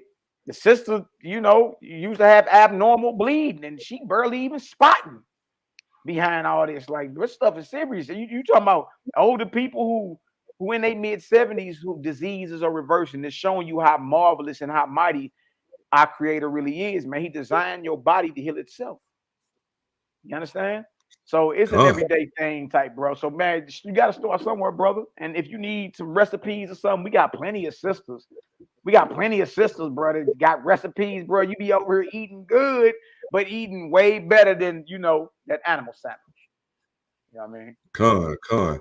I've been seeing a lot of brothers and sisters, online, Instagram, Facebook. They have all these different vegan recipes, and they look good. I think what I have to do is just wean myself off the meat. Like I said, I think I'm gonna drop down to pescatarian, and then from there, I think I could kind of just cut the fish out. But it's all about knowing the different type of vegan dishes and foods that we can eat. Because some of these foods, I'll be like, damn, that shit look good. You know what I'm saying? Yeah, but some of that stuff, man, ain't good for you. Let y'all know, stay away from all that Beyond Meat. I mean, it's better than the real flesh, but you make sure you transitioning off that too. When the Impossible Burgers and the Beyond Meat and all that, man, all that stuff. You know what I mean? Right. But it's better than the dead flesh. But understand this: you can't stay there long either when you come up off the dead flesh. Like so, what's the difference between all that Impossible Burger? I mean, is that vegan too, or that's what is that considered? They classify that, but man, you got to get into that because there's a lot of plastic in that. I heard it's human meat in that. Like, so we good. Look, you can make something that has the texture of flesh, like out of jackfruit. Jackfruit is something you can use. You know what I mean? You ain't got to go and get the Impossible meat and the Beyond Whoppers and all that. You know what I mean? You need to be you need to be transitioning off that too. Again, it's better than the dead flesh, no doubt. But you don't want to stay there because a lot of that stuff high in sodium and got plastic in it, got all type of. I heard it got human flesh in it too. It's like, see, I can't be playing with nobody, man. You know what I mean? So, yeah, that jackfruit is a good one to use too. Use that jackfruit, man. Very, very good. You did. Yeah, that brother Zadok say the Impossible Burger and all that stuff is crap. It's fake. Yeah, man. Stay away from that. You had a question about the brother Don Yehuda. He was like, and somebody else. He's like, why do they say sea moss is lawful? And then somebody else said, why do they say mushrooms is lawful? Is it seedless? Does that make it lawful? Right. Yeah, that's a good question, man. The only mushrooms that have spores, which are these little seeds, is your portobellas. You know what I mean? And you'll know the spores because you'll see like these little seeds outside of the mushroom. You understand? Those are the only ones. They the portobellas. You know what I mean? But that's a big argument too. Is it lawful? Is it not lawful? Where I'm at with it, if I see it put into play, like for example, if someone has like an HIV or something, or some type of messed up disease, and they get on this mushroom soup for like 60 days, and then everything all good afterwards. I mean, at that point, I can't talk bad about it. Hell, I mean, you feel me? It actually heals somebody from HIV type. You know what I mean? But I don't really get into the arguments about the mushrooms and all that because, man, that's up and down. Even with the sea moss, some bro teach sea moss is wrong, but sea moss got 92 minerals that your body needs. You know what I mean? So it's just like, okay, we calling things that are we saying that if the mushroom is unlawful, but if I use it to heal somebody from HIV, are we still throwing unlawful on it? Or are we just saying like, let me go ahead and step away from that and do some more research? I think they be saying because of like You know how it, like the Bible say, only use everything out of the ocean that has fish and scales. So there was like Yeah. every living thing. So they're saying Mm-hmm. that sea moss is living, seaweed is living, is living. You know what I'm saying? They're living plants. They're living, but they don't have scales and fins. So that's the argument I hear from Right. people that say that sea moss. Yeah, but those, but that's what I'm saying. Like, but that's not fish. Sea moss is not fish. It's a plant. But they saying that the scripture said any living thing, period, out of the ocean. It don't say fish in any living Okay. thing. Well, plants don't have scales. You know what I mean? You know what I Yeah, mean? and Like, that's the whole thing. They're like, well, the plants don't have no scales, so that means that it's not lawful because the right. Most I High say mean, only. no doubt. Like, I understand the argument. My own thing is if it's ever used to treat arthritis or something, you know what I mean? Or if it's ever used to heal or cure something, whether it's mushrooms or sea moss, at that moment, do we still got the same energy to call it unlawful if it's used to heal? That means somebody used the Most High's creation to balance their body out. You understand? They were the cells were dehydrated. You understand? Joints were inflamed, muconoid plaque buildup, and they introduced the brews are calling unlawful into their system. And 30 days later, they was all good. We still calling it unlawful at that point, or are we saying, well, look, based off what I tested in real time, when I put in the work in real time, it brought about something from the Creator, righteousness. It brought a cure. You know what I mean? Like he ain't got to be on these arthritis pills anymore. You know what I mean? C Moss got his joints together to where he ain't even, his knees ain't all bad or whatever. Like at that point, when we see it do something righteous, are we still calling it unlawful? That's my only question. You know what I'm saying? Because Benny got a good point. It's a green herb. It's a green herb of the sea. You know what I'm saying? There's a green herb. There's a green herb of the sea. Bronze Yoga yogis say half of the sea moss is fake. I've been hearing that. A lot of people are selling fake sea moss. A lot of Hebrew brothers and sisters are selling fake sea moss. Yeah, I ain't gonna call it a yacht, goddamn it. I ain't gonna call it a yacht, but I've been seeing a lot of a lot of things for a couple of years now. A lot of y'all Hebrews are selling a lot of fake sea moss out here. Yeah, warehouse. See sea moss in the warehouse. Got cardboard in it and all type of stuff. Not right out to sea. You know what I mean? What else we got? Brother Donnie who said Leviticus 11 isn't it mainly referring to animal life? There's no plant description there. I don't believe it is. I don't believe it's plant description either. You know what I mean? But I've heard brothers' arguments over the years. But why be at this is like, look, I'm not here to force you to see or believe anything. I'm just here to present the information.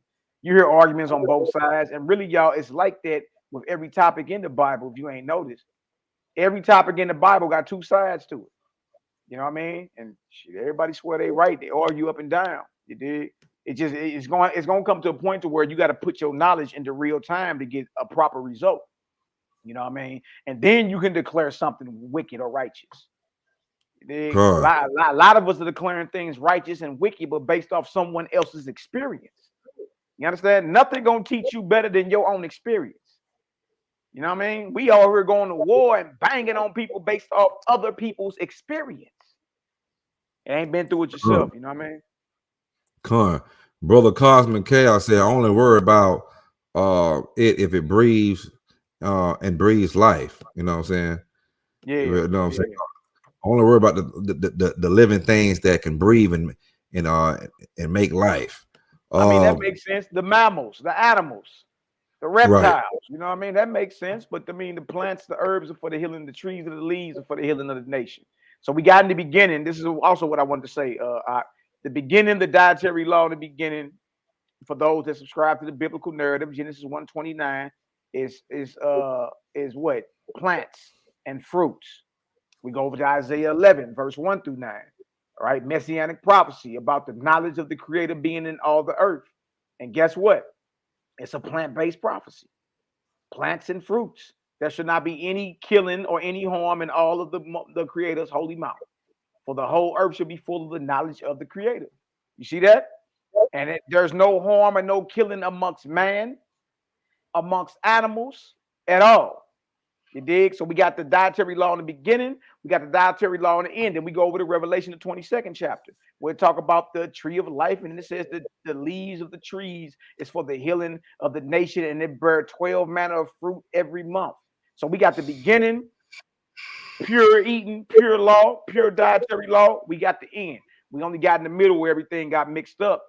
And we got to come in and explain these things and say, okay, well, if it's so righteous and good for you, then why are brothers suffering from gout? In the truth. Or why are sisters suffering from high blood pressure? In the truth. You ain't eating pork, shrimp, crab, and lobsters no more. You eating lamb, you eating goat, you eating oxtails, huh? You eating everything that turkey, chicken, you eating everything that Bruce say you can eat, but we still sick. At what point do you say, hold on, let me go ahead and do a self-checking? I eat this, and this is the condition my body is in. I eat this, and it's acidosis. I'm inflamed. I'm dehydrated. I'm dried out. At what point do you say, well, hold on, I need to stop eating that? You know what I mean? Come Oh, on. no, brother, we can eat it. We got to eat it on the Passover, all this extra stuff. You know what I mean? At what point do you say, look, bro, I can't eat that? You know what I mean? Doing my body wrong. You did? Come on. I'm having an adverse reaction. Come on, I was just thinking earlier, man, you know how you grow up, man. Even now when I go home, man, my grandma, you know what I'm saying, she a Christianity pastor. You know, I go home and she had that damn pork and shrimps over there. I like, you know, I don't eat none of that right there. You know, we could bless it. We could bless it. We could bless it. You can't keep all the laws. They steady on that, but I'm like, listen, how long we gonna keep saying that we can eat certain things and keep having all these health issues? Right. We gotta look at ourselves in the mirror at some point and say, hey, just praying over food just ain't gonna get it. Yeah, we doing something. I know you want to have that, you know, that the white man don't told you can just pray over everything gonna be fine, but that's not the case, baby. We just can't put everything in our body and just say, hell, oh, well, I prayed over it, I'm gonna be good. And then you wonder why you're dying of cancer. We got high blood pressure, high sugar, you know, high cholesterol, you know, sickle cell, you know, every damn thing that it told us we're gonna have if we don't follow those laws and commandments. You know what I'm saying? You cannot eat any damn thing. You just can't do it. And you know what's crazy though? The crazy part is the brews, unless you a sneaker brew, but the brews for the most part, we ain't eating no pork, shrimp, crab, and lobsters. You understand? So my question is, why is it that the diabetes remains? The high blood pressure, everything as if we was eating pork, shrimp, crab, and lobsters. And I'm talking about us as a nation. I'm not talking about individuals. We love to say, bro, I'm healthy, I'm all good, but the nation's sick though. The nation's sick. We all know it. We all know it. Right. Gout is another one. Gout is another one. Yeah, uric acid. But trip off this. Uric acid comes from the flesh eating. You know what I mean? I know a beloved elder that got gout.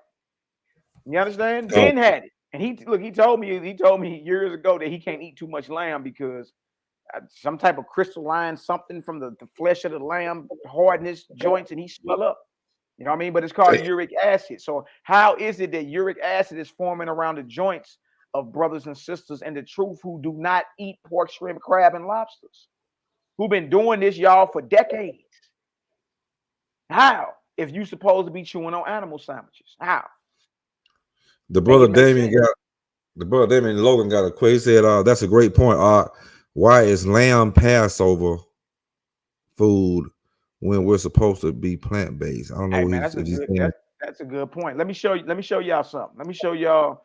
Matter of fact, let me share my screen again. I want to address that. That's an excellent point. Let me show y'all this right here. We're gonna go to the Septuagint, which is the oldest. Y'all got any questions? Y'all got any questions? Post them in the chat. I'm gonna, so we're gonna try to get them answered. Let me share this real quick, bro. Let me show y'all that. We're gonna go into the Septuagint real quick and show y'all. All right. I knew that was gonna come up. I already had that pulled up. I said that probably gonna come up today, boy. Let me see, dang, which one is that? That ain't it. I want to show you. I'm gonna show bro that. Show you about this Passover. This Passover, right before we invaded Jericho. All right, this right here is the Septuagint with the Apocrypha. Now, for y'all that don't know, the Septuagint is the oldest Old Testament in the earth.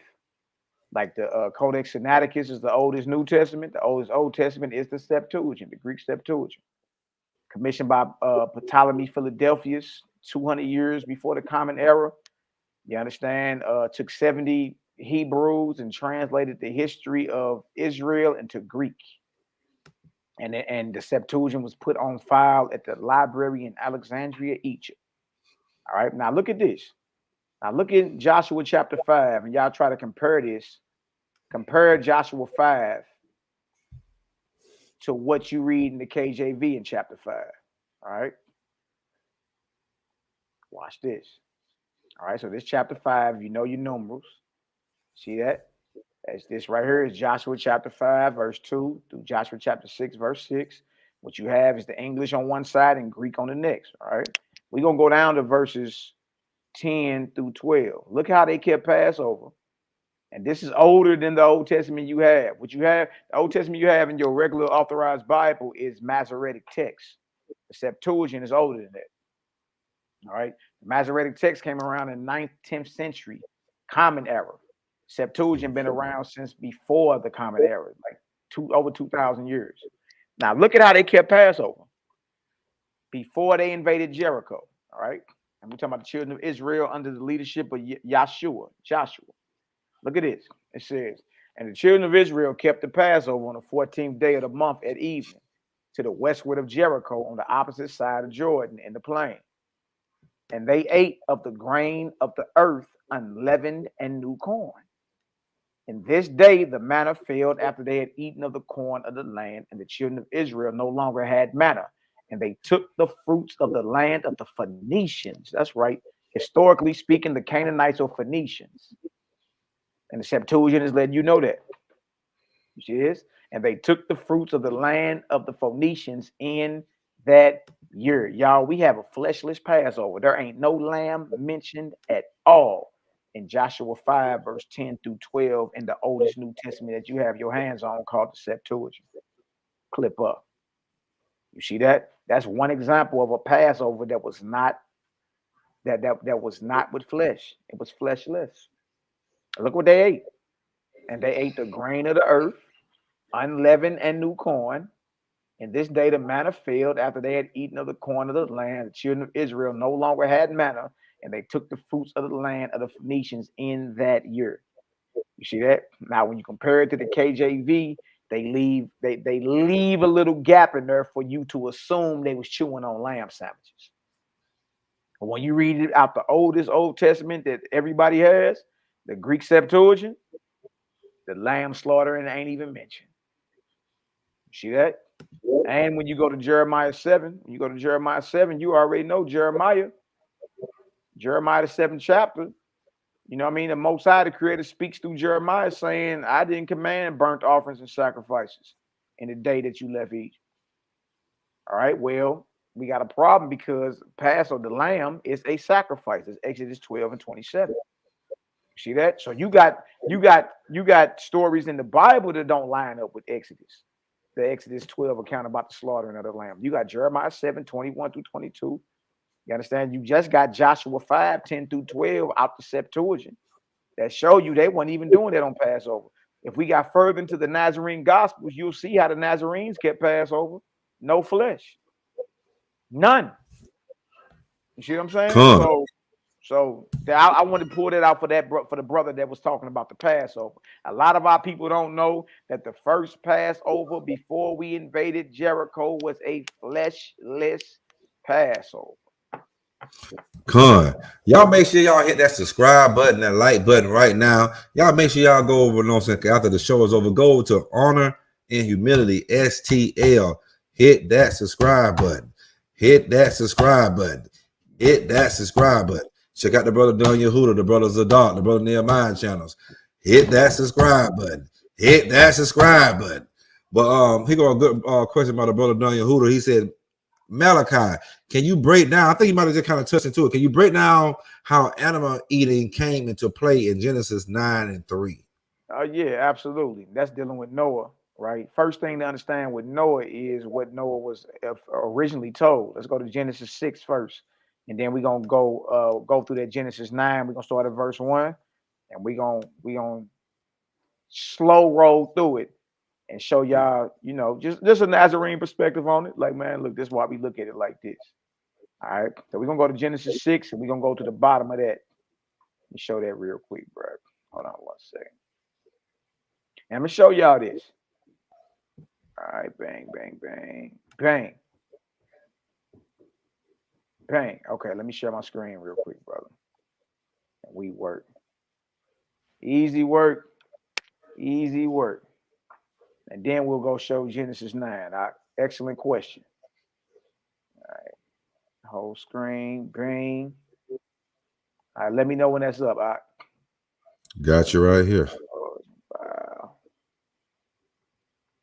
Let's go show what it was dealing with Noah.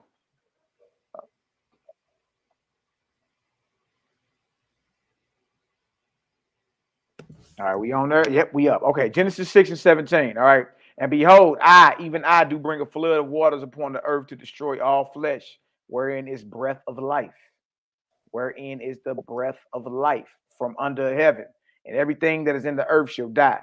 But with thee, talking to Noah, but with thee will I establish my covenant, and thou shalt come into the ark, you and your sons and your wife and your sons' wives with thee, and of every living thing of all flesh. 2 of every sort shall you bring into the ark to keep them alive. To keep them alive with thee. They shall be male and female. We Most High is making a covenant with Noah, his sons, their wives, his wife, and the animals. And it's to keep them alive. It's not to chew on them. Look at this. And notice this too. Y'all write that down. That's Genesis 6 and 19. It say, every living of all flesh, 2 of every sort shall you bring into the ark. It's only till you get to Genesis 7 where you get this 7 clean and 2 of unclean. See, it's contradicting itself. Genesis 6 and 19 say all the animals were 2 by 2, all of them, male and female. When you get down to Genesis 7:2, then here comes the clean and unclean thing being introduced into there. But right here, it don't say that. Now watch this. Of the fowls after their kind and cattle after their kind, every creeping thing of the earth after his kind, 2 of every sort shall come unto thee to keep them alive. This is the covenant. This is the covenant the Most High made with Noah and his family and the animals. And the animals are to be kept alive. Look at this. Now look at here the food. And take thou unto thee of all food that is eaten. And take thou unto you of all food that is eaten. And you shall gather it to you, Noah, and your family. And it shall be for food for you and for them. So this means Noah and his family is eating the same thing the animals are eating. The covenant is to keep the animals alive, not chew on them. Wow. And right here, y'all, in the Genesis 6 account, it's only 2 by 2. The whole 7, the 7 clean and 2 unclean, all that get thrown into the mix in chapter 7. And then it goes back later on in chapter 7 to 2 and 2. You understand? So we see right here, it was never the plan for animals to be eaten. The covenant is for them to be kept alive. So the average brother gonna be, you know what the average brother gonna say? The brother gonna say, well, that was before. That was before. Right? Now watch this. Let's go to Genesis 9, like I say. I want to go to Genesis 9. Let's go to Genesis 9 and start at 1. But we see the covenant thus far is for them to be kept alive, not to chew on them. That's not true. That's not true. And that this covenant applies to Noah's family and the animals that's on the ark. They got to eat the fruits and veggies that they get on the ark. That's what they got to eat. Them and the animals are eating the same thing. All right. Genesis 9:1. Watch this. Look at this. And God blessed Noah and his sons and said unto them, be fruitful and multiply and replenish, refill, replenish the earth. If we stop right there, we've heard this before somewhere. Where? Where have we heard be fruitful, multiply, and replenish the earth at?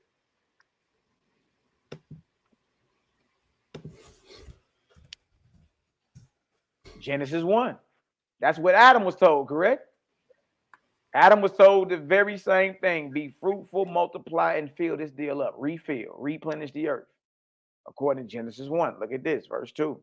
And the fear of you, talking to Noah, and the dread of you shall be upon every beast of the earth, and upon every fowl of the earth, and upon all that moveth upon the earth, and upon all the fishes of the earth, or upon all the fish of the sea, excuse me. Into your hand are they delivered. Genesis 9:2. Adam was told the same thing. Have dominion over the earth. Name the animals. See, but I know brothers that use Genesis 9:2, and we read where, and the dread of you shall be upon every beast. Well, that means we got a right to chew on them, huh? Because the dread of us is on them. Nah, that's the same thing Adam was told. Be fruitful, be multiply, replenish the earth. You understand? And subdue it. Huh? You got the authority, meaning you have the authority over the animals. So basically what I'm showing is the same thing that is said to Adam in Genesis 1 is basically the same thing Noah is being told. All right. Now let's get down to if that's the case, let's get down to the dietary part of it. Every moving thing that liveth shall be meat for you, even or as the green herb have I given you all things. Look at that. So every moving thing that lives shall be meat for you. Y'all, if we're gonna take it at surface value, that would also mean the cannibals are all good. Actually, this is a verse the cannibals use. Those that want to justify cannibalism, those that want to justify eating pork, hell, even those that want to justify eating chicken and turkey now. Everybody using Genesis 9:3 now. But remember this, read Genesis 9, well, how we read it. We read Genesis 9 as if he's saying the same thing to Noah that he said to Adam. Regardless if you believe, the flood happened when it happened, or if Noah was a real man or not. We just let you know our perspective on this. All right. So if you keep the same understanding that this is what he told Adam, is what he telling Noah, every moving thing that liveth shall be meat for you. Well, by the time that loin meat get on your plate, it's not moving anymore. It's still as a mug. It's dead. It's not moving. It doesn't have life. You understand? We look at this as if he's letting you know, eat the food that gives life, because guess what he did? He compared it to the green herb. If we're going to say everything that moves, then, brother, you got to give the cannibals a pass. You got to give the pork eaters a pass, too. We look at this, since this is the same thing told to Adam, and Adam was told to eat the fruits and the herbs and every herb bearing seed, then we understand Genesis 9:3 to be about the food that gives life, the herb bearing seeds, the green herbs that move or that live. You understand? By the time any type of flesh get on your plate, y'all, it ain't moving at all. It's dead.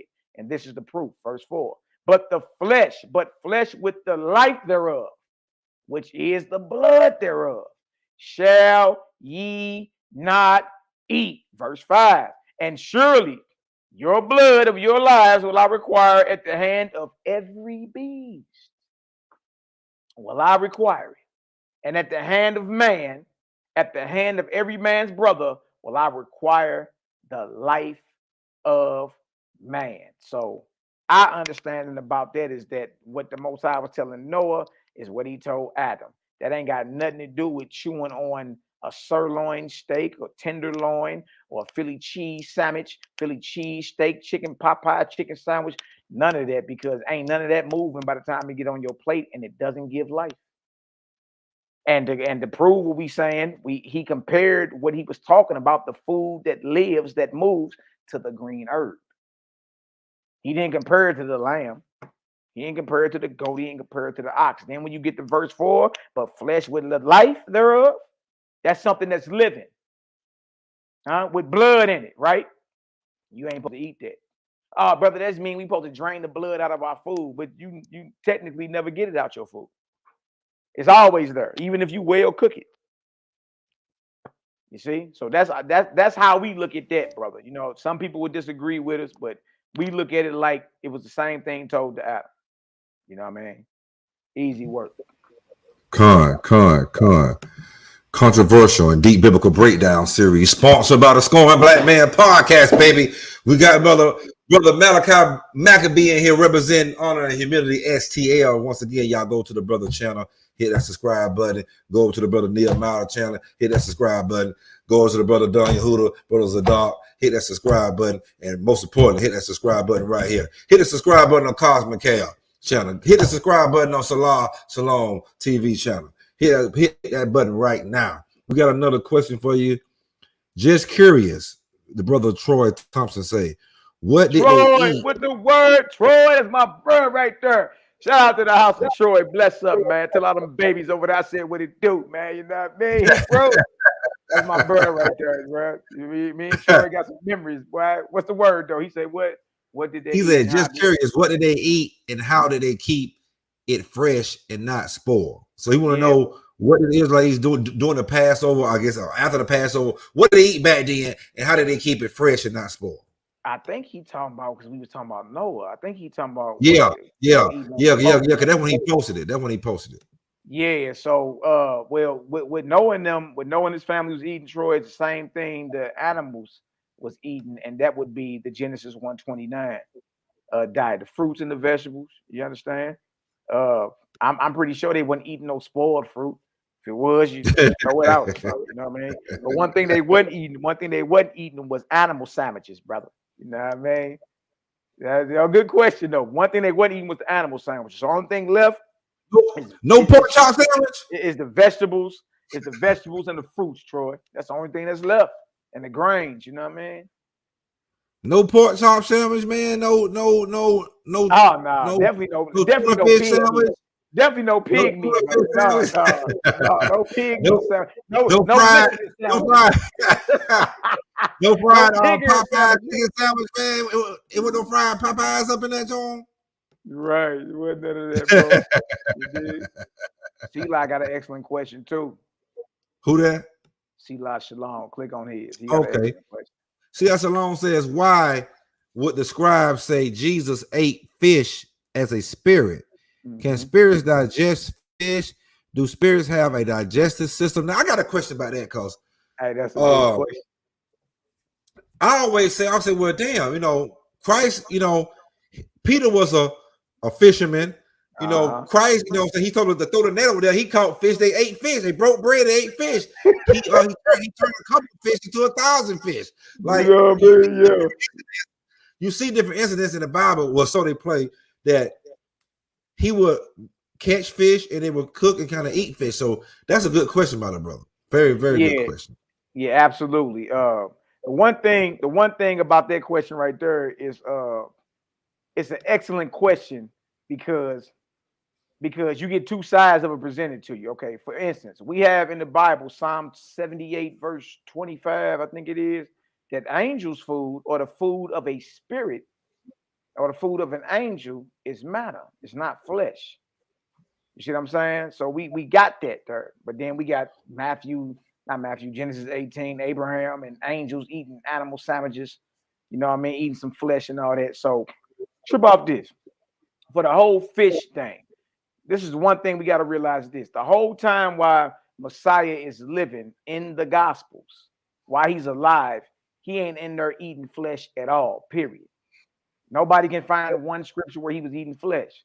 It's only after he died where he appears to them in Luke 24 that that's in Jerusalem, though. That's the third day. That's the day he resurrected. He appears to them in Jerusalem, and it says he ate fish, right? Then you got John 21, the Sea of Galilee, you dig, where it says he ate fish. So, but both of these are after his death. You see what I'm saying? So how do you reconcile it? Hold on for a second, y'all. Wouldn't fish be a kosher? Wouldn't it be acceptable since the Messiah, and I mean, because he didn't, I don't see it nowhere now. Maybe not, maybe you see somewhere in there that he told the disciples, hey, Peter, put that goddamn fishing pole down right now. And don't you catch another damn fish and serve another fish, you better eat no more damn fish. Yeah, like, no, what he did, he told them, come follow me. You know what I mean? And then then they start doing work for the kingdom. And then, you know, those men went on to lead great communities and all that. So they went from fishermen to become, you know, fishers of the good news or of the kingdom. So they wasn't fishing their whole life. You understand? He took them from being fishermen to running great kingdoms and toppling kingdoms and all that with this understanding. But back to what I was saying, you only got him eating fish in the Gospels on 2 separate accounts, but those 2 separate accounts don't add up. One is at the Sea of Galilee, one is at Jerusalem. One is in Jerusalem the day he resurrected. That's Luke 24. Then he told them, do not leave Jerusalem until you get them fiery tongues. That's Acts the 2nd chapter. So that means they never made it to the Sea of Galilee. When you read about that in John 21, where he, after resurrection, he had the Sea of Galilee and he eat fish. You understand? Well, how the hell did he ever make it to the Sea? The Sea of Galilee, y'all, is a 4-day journey one way from Jerusalem. All right. So it's 8 days round trip. So in order for the Messiah to tell them, meet me in Galilee when I resurrect, that means if they left Jerusalem the moment he was crucified, they would have got to Galilee a day after he resurrected, let alone to turn around and walk back to Jerusalem to meet him in Jerusalem in Luke 24, when that was the 3rd day, meaning that was the day he resurrected. But it would have took them 8 days on foot round trip to make it to Galilee and back. What I'm saying is neither one of the stories complement each other. And if in Luke 24, he told them, do not leave Jerusalem until you get them fiery tongues, that means they never made it to the Sea of Galilee, y'all. You see what I'm saying? So when you read in the Nazarene gospel about the fish eaten after death, guess what? It ain't that. And I can show that if people want me, I can show you that, you know what I mean, where it show you what he was eating after death once he resurrected. And it was not what it says in John, the 21st chapter, about eating fish at the Sea of Galilee. You understand? I know I said that kind of fast. If y'all want, I can come back on and give a presentation on it, and I'll show you. It's a round trip from Jerusalem to Galilee, to the Sea of Galilee and back. It's an 8-day journey.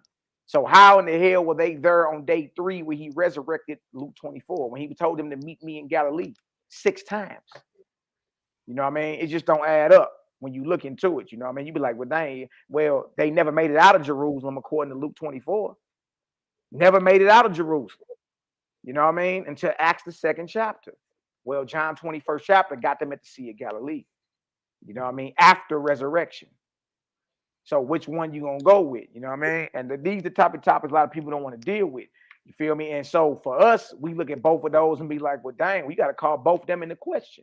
For one, angels or spirits don't eat flesh. That's Psalm 78:25. And if he never ate the flesh while he was in the flesh, what makes us think he gonna become a spirit and eat flesh? Don't make sense at all. And if you add both of the stories up, put them side by side, Luke 24 and John 21. You understand? Well, dang, if one of them happened, the other one can't happen. You see what I'm saying? So that's all that's about. When you question it, and in the story of Messiah doing the miracles with the fish and the biscuits in the desert. I mean, we can believe they was walking around with dead fish in their pocket. We gonna act like, okay, the miracle he produced was sushi, because they don't say nothing about them cooking it either. You dig? Or you question it. When you get into the older gospels, you see it was clusters of grapes and bread. It wasn't stinking ass fish and biscuits. You know, when you get into the older gospel, it was never fish by the Sea of Tiberias or Galilee when he resurrected. It was dried fruits and bread.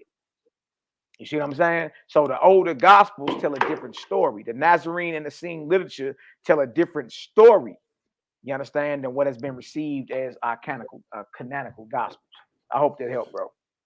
Because I want to ask you, do you think that, you know, by you saying that, do you think, because a lot of people say, no, the fish is just metaphor, you know what I'm saying? It's just a metaphor, you know, for other things. Do you think when it talks about the fish and eating fish that it's just a metaphor? Hey, look, a lot of things in the Bible is metaphorical and allegorical. You know what I mean? It's meant for you to look at something physically and then compare it to something spiritually. That's what the parables are about. So I have no problem looking at nothing metaphorically. I mean, think about it. I mean, we believe a whale swallowed a whole ass man called Jonah, and he survived Right. 3 days and 3 nights. You know what I mean? Now, if you Right. taking everything literal, then you're gonna be arguing with people up and down. But if you take it from a metaphysical, spiritual standpoint, then there's a lot of things to learn from being in the place of darkness and then being resurrected, and you know, having that fire lit back up under you and getting back on what the Creator has you on.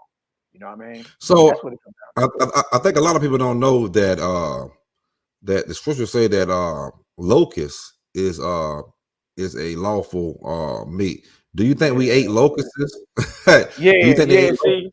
ate So look, either we was catching grasshoppers, locusts, and putting hot sauce on it, like it say John the Baptist, right? But when you get into the Nazarene Gospels, when they tell you about John the Baptist, he was eating fruit off the locust tree. He wasn't eating grasshoppers. Like these brothers didn't eat flesh. A lot of people don't understand that. You know what I mean? John the Baptist was out there eating locust fruit off the locust tree and eating carob cakes. You know what I mean? He wasn't catching grasshoppers and putting hot sauce on them and eating them.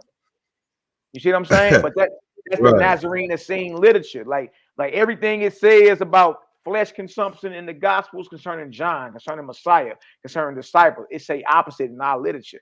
Our literature is older than the accepted Gospels that our people had today. You know what I mean? It's a lot of jokes. There's a lot of jokes in the in the comment section about brother Seagull roll up with a fish plate. Now, if y'all ever watched that old movie, I can't think of the name of it, but you probably know the name of it, Brother Malachi, where they showed the black Yahweh. It's a black Yahweh, the black Most High, and then they all up in heaven. It's an old movie, and they so you know what I'm talking about. And they calling on Jehovah. Yeah, they calling on Jehovah and all that. Yeah, right. Everybody black. Everybody. Yeah. And they were frying fish plates up there. They were frying fish plates up in heaven. I can't think of the name of the movie. Remember, y'all probably don't seen it out there, but it's a great movie. They made it way back in like the 40s or 30s or something. It's way the green pastures. The green pastures. Check that out, y'all. Y'all can check that out. But so it says, oh my God, fruit off the locust tree. Locust is a bean. Locust is a bean, also known as carob. Yeah, carob. The carob. Yeah. Okay. Yeah, that's what John the Baptist was eating. Let me try to find that for y'all. Let me see. I got that down here. We can read it. We ain't even got to talk it. You know, since we all chapter and verse, you know what I mean? We can read it. Let me show y'all John the Baptist, nativity of John, nativity of Messiah, manifestation, childhood and youth, the preaching of John the Baptist. Let me see if that's it right there. Bang. Hey, man, you know we surgical with this hilltop. You already know, brother. Con. You know we surgical with it. Let me do this one real quick before we get out of here. So the brothers was asking. Let me show y'all that, man. Praises. We can get on up out of here. What am I saying? Show y'all that real quick, man. You know, we surgical with it, brothers. All good. Shout out to all the haters, y'all jackers and naysayers. Y'all know we love y'all too. All right, bless up. All right, let me pull this up. All right, this right here is the gospel, the Nazarene Gospel, chapter 7. Dang, brothers asked about locusts, asked about the fish. So we're going to show the whole thing, all right? All right. Preaching to John the Baptist. Caesar, Pontius Pilate being governor of Judea, and Herod being tetrarch of Galilee, Caiaphas being the high priest, and Annas chief of the Sanhedrin. The word of God came unto John, the son of Zacharias, in the wilderness. And he came into all the country about Jordan, preaching the baptism of repentance for the remission of sins, as it is written in the prophets. Behold, I send my messenger before thy face, who shall prepare thy way before thee. The voice of one crying in the wilderness, prepare ye the way of the Holy One. Make straight the path of the anointed. Every valley shall be filled, and every mountain and hill shall be brought low, and the crooked shall be made straight, and the rough ways shall be made smooth, and all flesh shall see the salvation of God. And the same John had his raiment of camel's hair, and a girdle of the same about his loins, and his meat was the fruit of the locust tree and wild honey. Look at that. Y'all see that? The whole time we think he catching grasshoppers in the desert and putting hot sauce on them and eating them. Nah. He would eat what grew off the locust tree. The brother Nehemiah said, and "Can you pull up?" He said, "Can you pull up a photo of the fruit of the locust tree and see what it looks like? Then share it with the chat for edification." Absolutely, bro. So right there, y'all see John the Baptist wasn't chewing on grasshopper backs and all that. He was eating what grows off the locust tree. All right. So Nehemiah said he wants us to pull that up. That ain't no thing. Shalom TV said the Lord got niggas eating bugs. Hey man, don't get y'all better leave Selah alone, man. Don't get Selah started. Don't get Selah Shalom started. Where he be going? Don't get him started. He gonna be going. Y'all look up 6 hours later. It's a vibe. It's a vibes. Y'all better leave Big Bro alone. All right, let me see. Locust tree. Locust tree. I guess fruit, flowers, whatever. Locust tree fruit. Pull it on up, brother. Let's see what we come up with. Yeah, this was what John and them was eating on, man. There's a lot of things that got to get cleared up. That a lot of us run around and assume certain things are what they are and they not. Yeah, let me go to images real quick. All right, we go to images. Bang. Y'all bear with me 1 second. Trying to get it to pull up the images. Okay. All right, let me see. Bang, bang, bang. Okay, fruit trees for sale, fast growing fruit trees, fine locust tree leaves, locust tree thorns, locust tree pitchers. Show y'all some of this. This what was being eaten. All right, see some of the leaves right there. Let's see what grow on them though. Yeah, we been bamboozled. Y'all not lying. Locust tree. I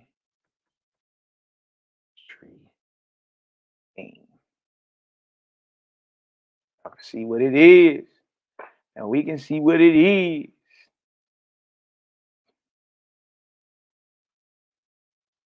The carob. That's right. Cal P over there dropping the Cosmon Cal. Here we go right here though, y'all.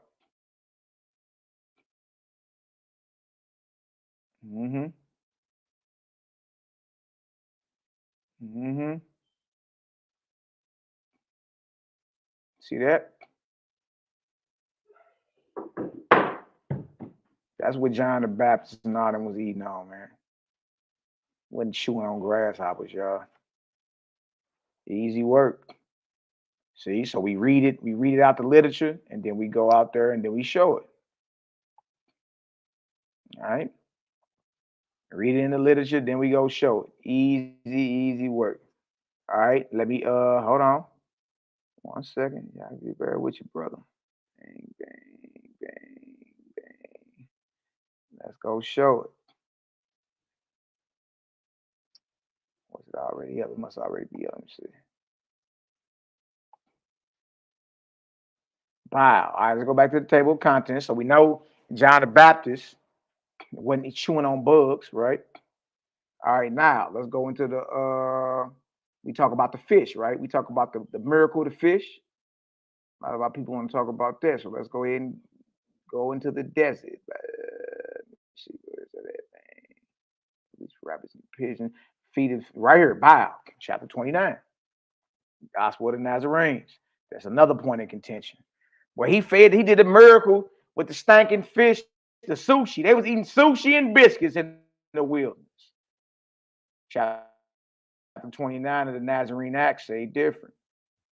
Now look at this. And the feast of the Passover drew nigh, and the apostles and their fellows gathered themselves together unto Yahshua and told him all things, both what they had done and what they had taught. And he said unto them, come ye yourselves, part into a desert place, and rest a while. But there were many coming and going, and they had no leisure so much as to eat. And they departed into a desert place by ship privately. And the people saw them depart, and many knew him and ran afoot thither out of all cities, and outwent them and came together unto him. And Yahshua, when he came forth, saw much people and was moved with compassion towards them, but they were as sheep having not a shepherd. And the day was far spent, and the disciples came unto him and said, this is a desert place, and now the time is far past. Send them away that they may go into the country round about into the villages and buy themselves bread, for they have nothing to eat. He answered and said unto them, give ye them to eat. And they said unto him, shall we go and buy 200 penny worth of bread and get them to eat? He saith unto them, how many loaves have ye? Go and see. And when they knew, they said 6 loaves and 7 clusters of grapes. This ain't the oldest gospel. The older gospels don't say nothing about no stinking ass fish. None of it. It ain't fish and biscuits. It's more like biscuits and jelly, baby. 6 loaves and 7 clusters of grapes. And he commanded them to make all sit down by companies of 50 upon the grass. And they sat down in ranks by numbers, by hundreds and by 50s. And when he had taken the 6 loaves and the 7 clusters of grapes, he looked up to heaven and blessed and brake the loaves and the grapes also and gave them to his disciples to set before them. And they divided them among them all. Grapes and biscuits, y'all. Grapes and bread. And they did all eat and were filled. And they took up 12 baskets full of the fragments that were left. And they did eat of the loaves and of the fruit were about 5,000 men, women, and children. And he taught them many things. Look at that. Look at that. So we got John the Baptist not eating on grasshoppers. We got the miracle in the desert of not being stinking ass sushi and fish, but 6 clusters, 6 loaves of bread and 7 clusters of grapes. All right, now let's go to after resurrection, the Sea of Galilee. Let's go. Let's see if he ate fish after resurrection. Easy work. Easy work. This stuff ain't even hard. All right. I want to say that right there makes a lot more sense than having to hunt.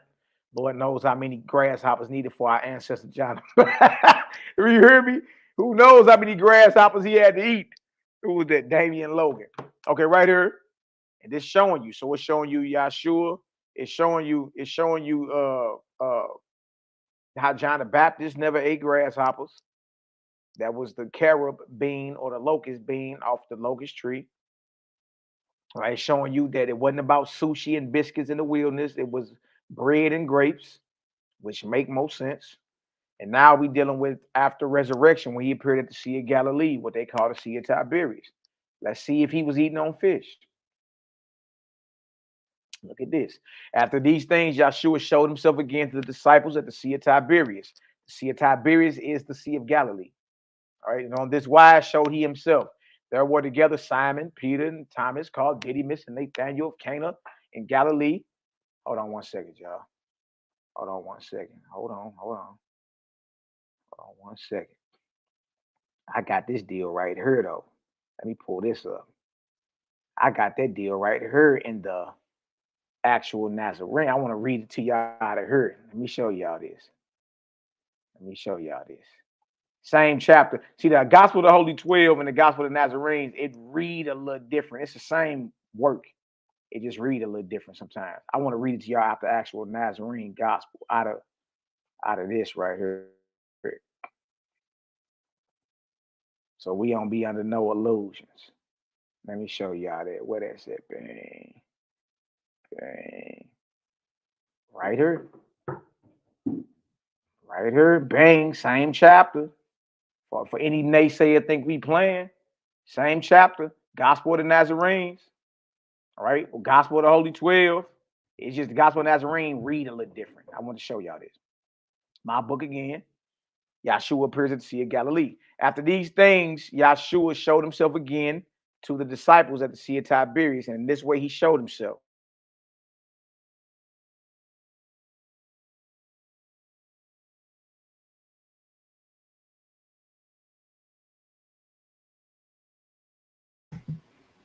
Con. I think the brother having some technical difficulties. Let me read some of these comments in here. This account older than the King James. We're gonna find out when the brother come back on. If he could get back on here, let me see what's going on with him. Something's going on. Let me see, brother Malachi. You can hear. We can't hear you or see you. Come on back into the chat. Come on back into the chat. The chat would be, the link is in the chat. Anybody want to come on for a second, or y'all got some questions? I see the one sister, this account older than the King James. Sister First Literature King. Glad this is cleared up because eating locusts never made sense. Hey, when I first heard of it, like about the brother Yisrael that done a couple controversial and deep biblical breakdown shows on here. He the first one that brought it out to me. I'm like, locusts? Then he showed me in the scriptures. I was like, damn, okay. That's crazy. Yeah. Yeah, technical difficulties for sure. Oh man, I appreciate it, brother Salah. Man, I'm waiting on you, brother. I mean, I don't have no beef, brother. I have no beef with who is, Lord God. Malachi could be your thing. Okay, there you go. Oh, let me see. There you go. You might be trying to get him. There you go, brother. But yeah, I have no beef on who was Lord God. Genesis 1 versus Genesis 2. Actually, we have a part 7 of controversial and deep conversations with Hebrew Israelites of different teachers and different doctrines. Now, I love to have y'all brothers on every time because we cover topics like that, man. And yeah, I'm all with you, Salah Shalom, on who, Lord God, God, the Elohim, Genesis 1 versus Genesis 2. All with you, brother. Ooh-wee. Hey, y'all trying to go swim with the shark. Y'all trying to go swim with the shark. Go deal with my brother Selah Shalom and Cosmon Carol. You know what I mean? You trying to swim with the shark. Hey, swim at your own risk. I'm trying to tell you. Con. Y'all, let me finish this real quick, bro. Then we can do our thing. Go ahead, brother. Let me do this real quick. I was almost done, bro. My bad on that one, man. You know how it is, bro. All right, let me share that thing. Where was I at? Right here. Let me show y'all. So we clearing it up. During the Messiah's life and even after resurrection, he never was eating flesh. Even the miracle that he did in the desert wasn't about flesh. Because if you think about it, they would have had to process and prepare. They would have had to gut the fish and all that. And was the fish cooked or was it raw fish? Did the miracle? Did he do a miracle of fried fish? What was it? Was it raw? Was it fried? Was it cooked? Was it raw? Like, was it sushi? What was it? You see what I'm saying? You start asking a lot of them questions, bro. All this stuff started unraveling. Now look at this right here. It says, after these things, Yahshua showed himself again to the disciples at the Sea of Tiberias. And on this wise showed he himself. There were together Simon, Peter, and Thomas, called Didymus, and Nathanael of Cana in Galilee, and James and John, and 2 other of his disciples. And Peter said unto them, I go a fishing. Hold on one second. I said I want to show y'all that out of the whatchamacallit though. Hold on. Let me pull that up. Here it is right here. It read a little different. That's why I wanted to go here. All right. And Peter said to them, I go to set sail. See, this ain't even talking about fishing. I go to set sail. They said to him, we also go with you. They went forth and entered into a boat immediately. And when they returned, Yahshua stood on the shore, but they did not know it was Yahshua. Then Yahshua said to them, friends, have you any food? They answered him, no, sir, not enough for all. There is nothing but a small loaf, a little oil, and a few dried fruits. And he said to them, let these suffice, come and dine. Now James, the Messiah's brother, had sworn that he would not eat bread from that hour in which he had drunk the cup of the Messiah, meaning the Passover, until he should see him risen from among them that sleep. And shortly thereafter, Yahshua said, bring the table and bread. After he took the bread and blessed it, and he broke it and gave it to James the just, and said to him, Aki, my brother, eat your bread, for the Son of Man is risen from among them that sleep. So we see right here at the Sea of Galilee after resurrection, you understand, that it wasn't even no fish then. But John the 21st chapter says it was fish. You understand? Right here in the Nazarene gospel, it don't say fish at all. What did it say? It says, we have no, sir, not enough for all. There is nothing or not but a small loaf, bread, a little oil, and a few dried fruits. It don't say nothing about no dead flesh. You dig? And trip off this. The reason, even if you read 1 Corinthians 15, verse 5 through 7, Paul says in there that when the Messiah resurrected, he had an appearance that he appeared to James. My question for anybody that doubts the Nazarene gospel or the Nazarene literature, where in the 66 books, where in the gospels does Yahshua make an appearance to James? I'll wait. Because right here in the Nazarene guide, look, according to Paul, Yahshua appeared to James. Well, we got right here in the Nazarene gospels of that appearance. He appeared to him at the Sea of Galilee and told him, hey, you all good. Eat your bread, eat that dried fruit, drink that water. Nothing about no flesh. And if you think about it, spirits can't eat flesh anyway. Psalm 78 and 25, bless up. You know what I mean? So I just wanted to show that real quick, brother. All right. We showed John the Baptist don't eat no flesh. We showed Mary. We showed Yahshua. We showed James. We showed Peter. We showed Barnabas. If they ain't first century Palestine messianic movement, brother, I don't know what it is. You dig? You stop sharing, come back in, and let me know what's up, my brother. It's all good. Con. Well, I hope y'all got everything that you needed to get tonight. The brother, you know what I'm saying? This is what is the dietary laws according to the Holy Scriptures? Y'all see the background back there. Say what to eat? I mean, what should we eat? What can we eat? You know what I'm saying? The brother don't brought it out. No flesh. Yep, Genesis 129. That's what it was in the beginning. Genesis 129. The fruits, the vegetables and grains of the earth. That's what it'll be in the end. If you look at Revelation, you dig. The leaves are for the healing of the nation, and the fruits of the trees yield 12 manner of fruit. Guess what? Every month, go over to our prophet Isaiah about the coming kingdom. No killing, no blood spilling, no flesh eating in all the Most High's holy mountain, for the earth shall be full of the knowledge of the Most High. Jump over to Hosea, the second chapter, verse 14 through 18. That covenant is with man and beast. Jump over to Genesis 6, dealing with Noah and his family. That covenant with man and beast to keep them alive. So the dietary law, Genesis 129, Jack, that's what you're supposed to be eating, the fruits, vegetables, and grains of the earth. You understand? And if you're not all the way there, you understand? Understand this as your brother. I live one day at a time. Even though I ain't chewed on an animal sandwich in over 16 months. But what I tell people today, I ain't backstep. I ain't backslid. Today, I haven't chewed on no animals. So just live in the moment. That's it. You ain't got to look up and say, dang, brain ate flesh in years. Dang, Malachi ain't ate flesh in 16 months. I can't catch up. Look, everybody progresses at their own pace in this, man. You understand? Everybody progresses at their own pace. That's it. You understand? And eventually we get there. Believe that, know that. You understand? Con.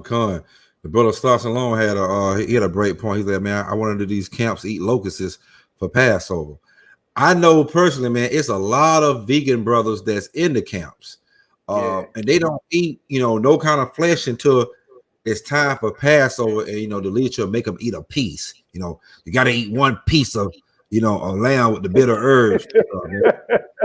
Man, them brothers be like, man, it hurt from them brothers to shit, man. Goddamn, after they eat that little piece of lamb. But look, once you stop chewing on flesh, bro, and you get back to it, you're gonna almost hurt yourself.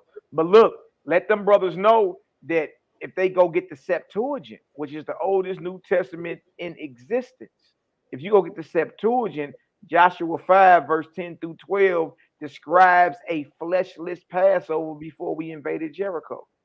How they gonna deal with that? You know what I mean? So somebody said that brew 1619 says that means no strong drink, diary. Dairy. Yeah, that Or dairy, dairy. that Yeah, dairy is dairy. killing us. You know what I mean? That dairy, that strong drink. But what you gonna know, understand about this is this, y'all. Everybody progresses at their own pace. You understand? Con. So it may be brothers that still, go drink him a beer and throw him some 1738 down or something like that. I'm not here to judge you about none of that. You understand? So Everybody that's a good progresses at thing. their own pace. You know what I mean? So let me ask you this right here, because so the wine, the strong drink, and any kind of milk products. Well, I know milk products come from a cow, so I get that with vegans, milk, cheese, eggs. But the wine and the strong drink, the beer, can you explain that to me? Yeah. Like, look. When it comes down to it, bro, we all grown. So there's no way in the world you're gonna be able to tell another grown man he ain't supposed to be eating, or he ain't supposed to be drinking this, he ain't supposed to be smoking this or none of that. We can all come to a consensus that look, none of this shit, none of this is healthy. You understand? But we not gonna get on here and act like brothers and sisters don't have their vices. You dig? I could say as your brother, we here to help you to transition and deal with a more, set apart life and all that. But we never here to judge you. Now, when we look into history and see extreme Essenes, brothers in them, some of them brothers wouldn't wear leather, sit on leather. You know what I mean? Some of these brothers, bro, wouldn't drink I'm talking about wouldn't drink no wine, wouldn't drink no strong drink. I mean, none of it. So what you don't want to do is get into this and think that you gotta like measure up to the greats and all that. You know what I mean? Start Right. where you start where you comfortable at and progress at your own pace, man. That's it. Well, You know I mean? I try to buy I buy the vegetarian wine. Mm-hmm. If that Okay. makes any sense or make any difference. Because when you go to the wine store, I'm a wine connoisseur. I love red wine blend. I love Pinot Noir. And I try to find I don't always, but I try to find the ones that says vegan only, vegetarian, you know what I'm saying? So I guess some of it has, some of them have some beef, and some of them have pork. You don't know. You got to, you know what I'm saying? You got to really research these wines and even some of these liquors, you know what I'm saying? They might have some little pork up in it. You have to make sure. Right. Hey, some of it, man. Like believe it or not, some like when you really do your research, some of these wines are filtered through the stomachs of pigs. Like they use the lining of pig stomachs to filter some of this stuff, man. So everybody at their own pace, though, man. That's one thing I never want nobody to get when they listen to something that we talking about. That we say, hurry up, nigga. If you don't do it, you're gonna bust hell wide open, and it's over. Like, bro, just look. We present the information. If it resonates with your spirit, then you understand. Fellowship with us, get down with us. It's all good. But we not here to cast judgment on you to make you feel like you're less than nothing if you still chewing on flesh, if you still drinking you a little wine or strong drink, if you still choke on the bud a little taste. I'm your brother. I'm not here to judge you on none of that. You understand? But if you need somebody to talk to and to pray with and to help get over some of these things, then guess what? I'm here to assist. Because that's our job anyway, is to assist our brothers and sisters, to raise up our brothers and sisters, to help them be better than us. That's it. You know what I mean? So I'm never here to judge anybody. We gonna challenge you to be better. Believe that. But I'm never here to cast no judgments on nobody, man. You know what I mean? Because truth be told, we all got our vices. Hell, if it ain't strong drink, wine, cigarettes, weed, or something, it's something else. You guys, it's some type of vice you dealing with. You in the flesh. Come. You can't be victorious over that. You understand? So that's what that's about. The brother Yehuda Israel said him and his wife been plant-based for 2 days now. Stay strong, brother. Congratulations. That's my brother. That's my brother. That's my brother from Virginia. He stay out here now, my brother Yehuda and his wife. You understand? Good brother and sister, man. Very, very with this life. Like they with it. They not playing with nobody about nothing. You understand? Shalom says the wife would be on that wine, man. I don't blame her, man. That wine good, man. You know what I'm saying? Y'all can find some vegan. The vegetarian wines like I do, man. There's some good ones out there, man. Bro, they got some vegan wine. They got some good vegetarian, you know what I mean, vegan wine that's not filtered through the stomach of pigs and all that. You know what I mean? So it is. I see. Seeing son. Shalom say, I love my bud. I ain't mad at you. I ain't mad at you. I ain't mad at you, Shalom. I ain't mad at you. Me either. A lot of our brothers and sisters do. We not here to put judgment on nobody. As long as you in moderation, you know what I'm saying. I don't think nothing wrong with it, man. You know, some brothers some brothers meditate. Like some brothers, you know, get on that and get to a level to where they straight focus and they deliver some of the most powerful lessons you ever seen before or heard. I mean, that's the way marijuana has always pretty much did me. Just like a focus, man. Like I'm able to, you know, always been able to focus whenever, you know what I'm saying, using you know what I'm saying, marijuana. Yeah, some people get paranoid though, so it ain't for everybody. You're right. He said she on the wine, I'm on the bud. I hear you. Shalom, man, and abundant healing to his family, man. His family was in a bad car accident about a month ago, so abundant prayers and healing toward you and your family, man. Believe that. Let them know we steady praying for them. Come, most high blessing. I think that's pretty much all the questions, man. I thought I might have seen something else, man, but hey, y'all got it. The brother brought the pain. He ain't gonna drag it out for y'all. You know what I'm saying? He told y'all, he gave y'all a in-depth, deep biblical breakdown. You know what I'm saying? It wasn't really, I mean, at the end of the day, hell, he made it like it wasn't even controversial. You know what I'm saying? It sounded so, it rolled right off his tongue so good, man. Y'all got the man here. If y'all didn't catch it good, go back and play the replay, man. You know what I'm saying? The brother brought the pain as usual. Hey, man, we had back-to-back nights of STL. We had Queen Nefertali last night. STL been representing St. Louis. Shout out to Queen Nefertali and her husband. You know what I mean? Double honors to her husband, man. You know what I mean? Like the sister be bringing some major stuff that look. I peep his brothers that duck sis. Yeah. You might heard dropping some information for it. They be straight like ducking us sis. I said, y'all talk all that like sisters ain't got no swords out here. You dig? It's some sisters out here, bro, that's serious about the knowledge. Serious, you know I mean? Man. That'll catch some of you brothers slipping because you ain't on point. You know what I mean? And you think you'll be, woman, shut up and don't say nothing. You ain't supposed to speak. Look, man, that's 30-year-old played out doctrine. We ain't going for that. Hey, just like the sister brought out, you know what I'm saying? Because the sister brought out, don't the scripture say, thy sons and thy daughters shall prophesy in the last days. It don't say just the goddamn sons. It says the sons and the daughters. Hey, you know what I'm saying? So they kind of leave that out. They leave that out a lot of times. How she gonna prophesy if she quiet? Can't say quiet. You know what I mean? Like, it's a lot of things, bro, that the apostles weren't even rolling in that vibration, bro. You know what I mean? The apostles weren't even rolling in that vibration. You dig? It's more balance over this way, dealing with the brothers and the sisters than in the traditional way of thinking. You know what I mean? Because over here, you forced to deal with balance. You forced to deal with creator. You know what I mean? Positive, negative. You understand? You forced to deal with him, male, female. You forced to deal with creator based off his totality, and not just, you know what I mean, some religious lens that got somebody in bondage. Now that ain't what that's about, man. You know what I mean? That's all good. So I salute all the brothers, all the sisters, all my Nazarene scene, faithless brothers and sisters. Y'all believe that, man. Much love. Did pray for me as I continue to pray for y'all. Hey, it's another one. You already know. Another one in the books. Creative Gang is the family. Creative Gang is the movement. Bless up, clip up. Yo.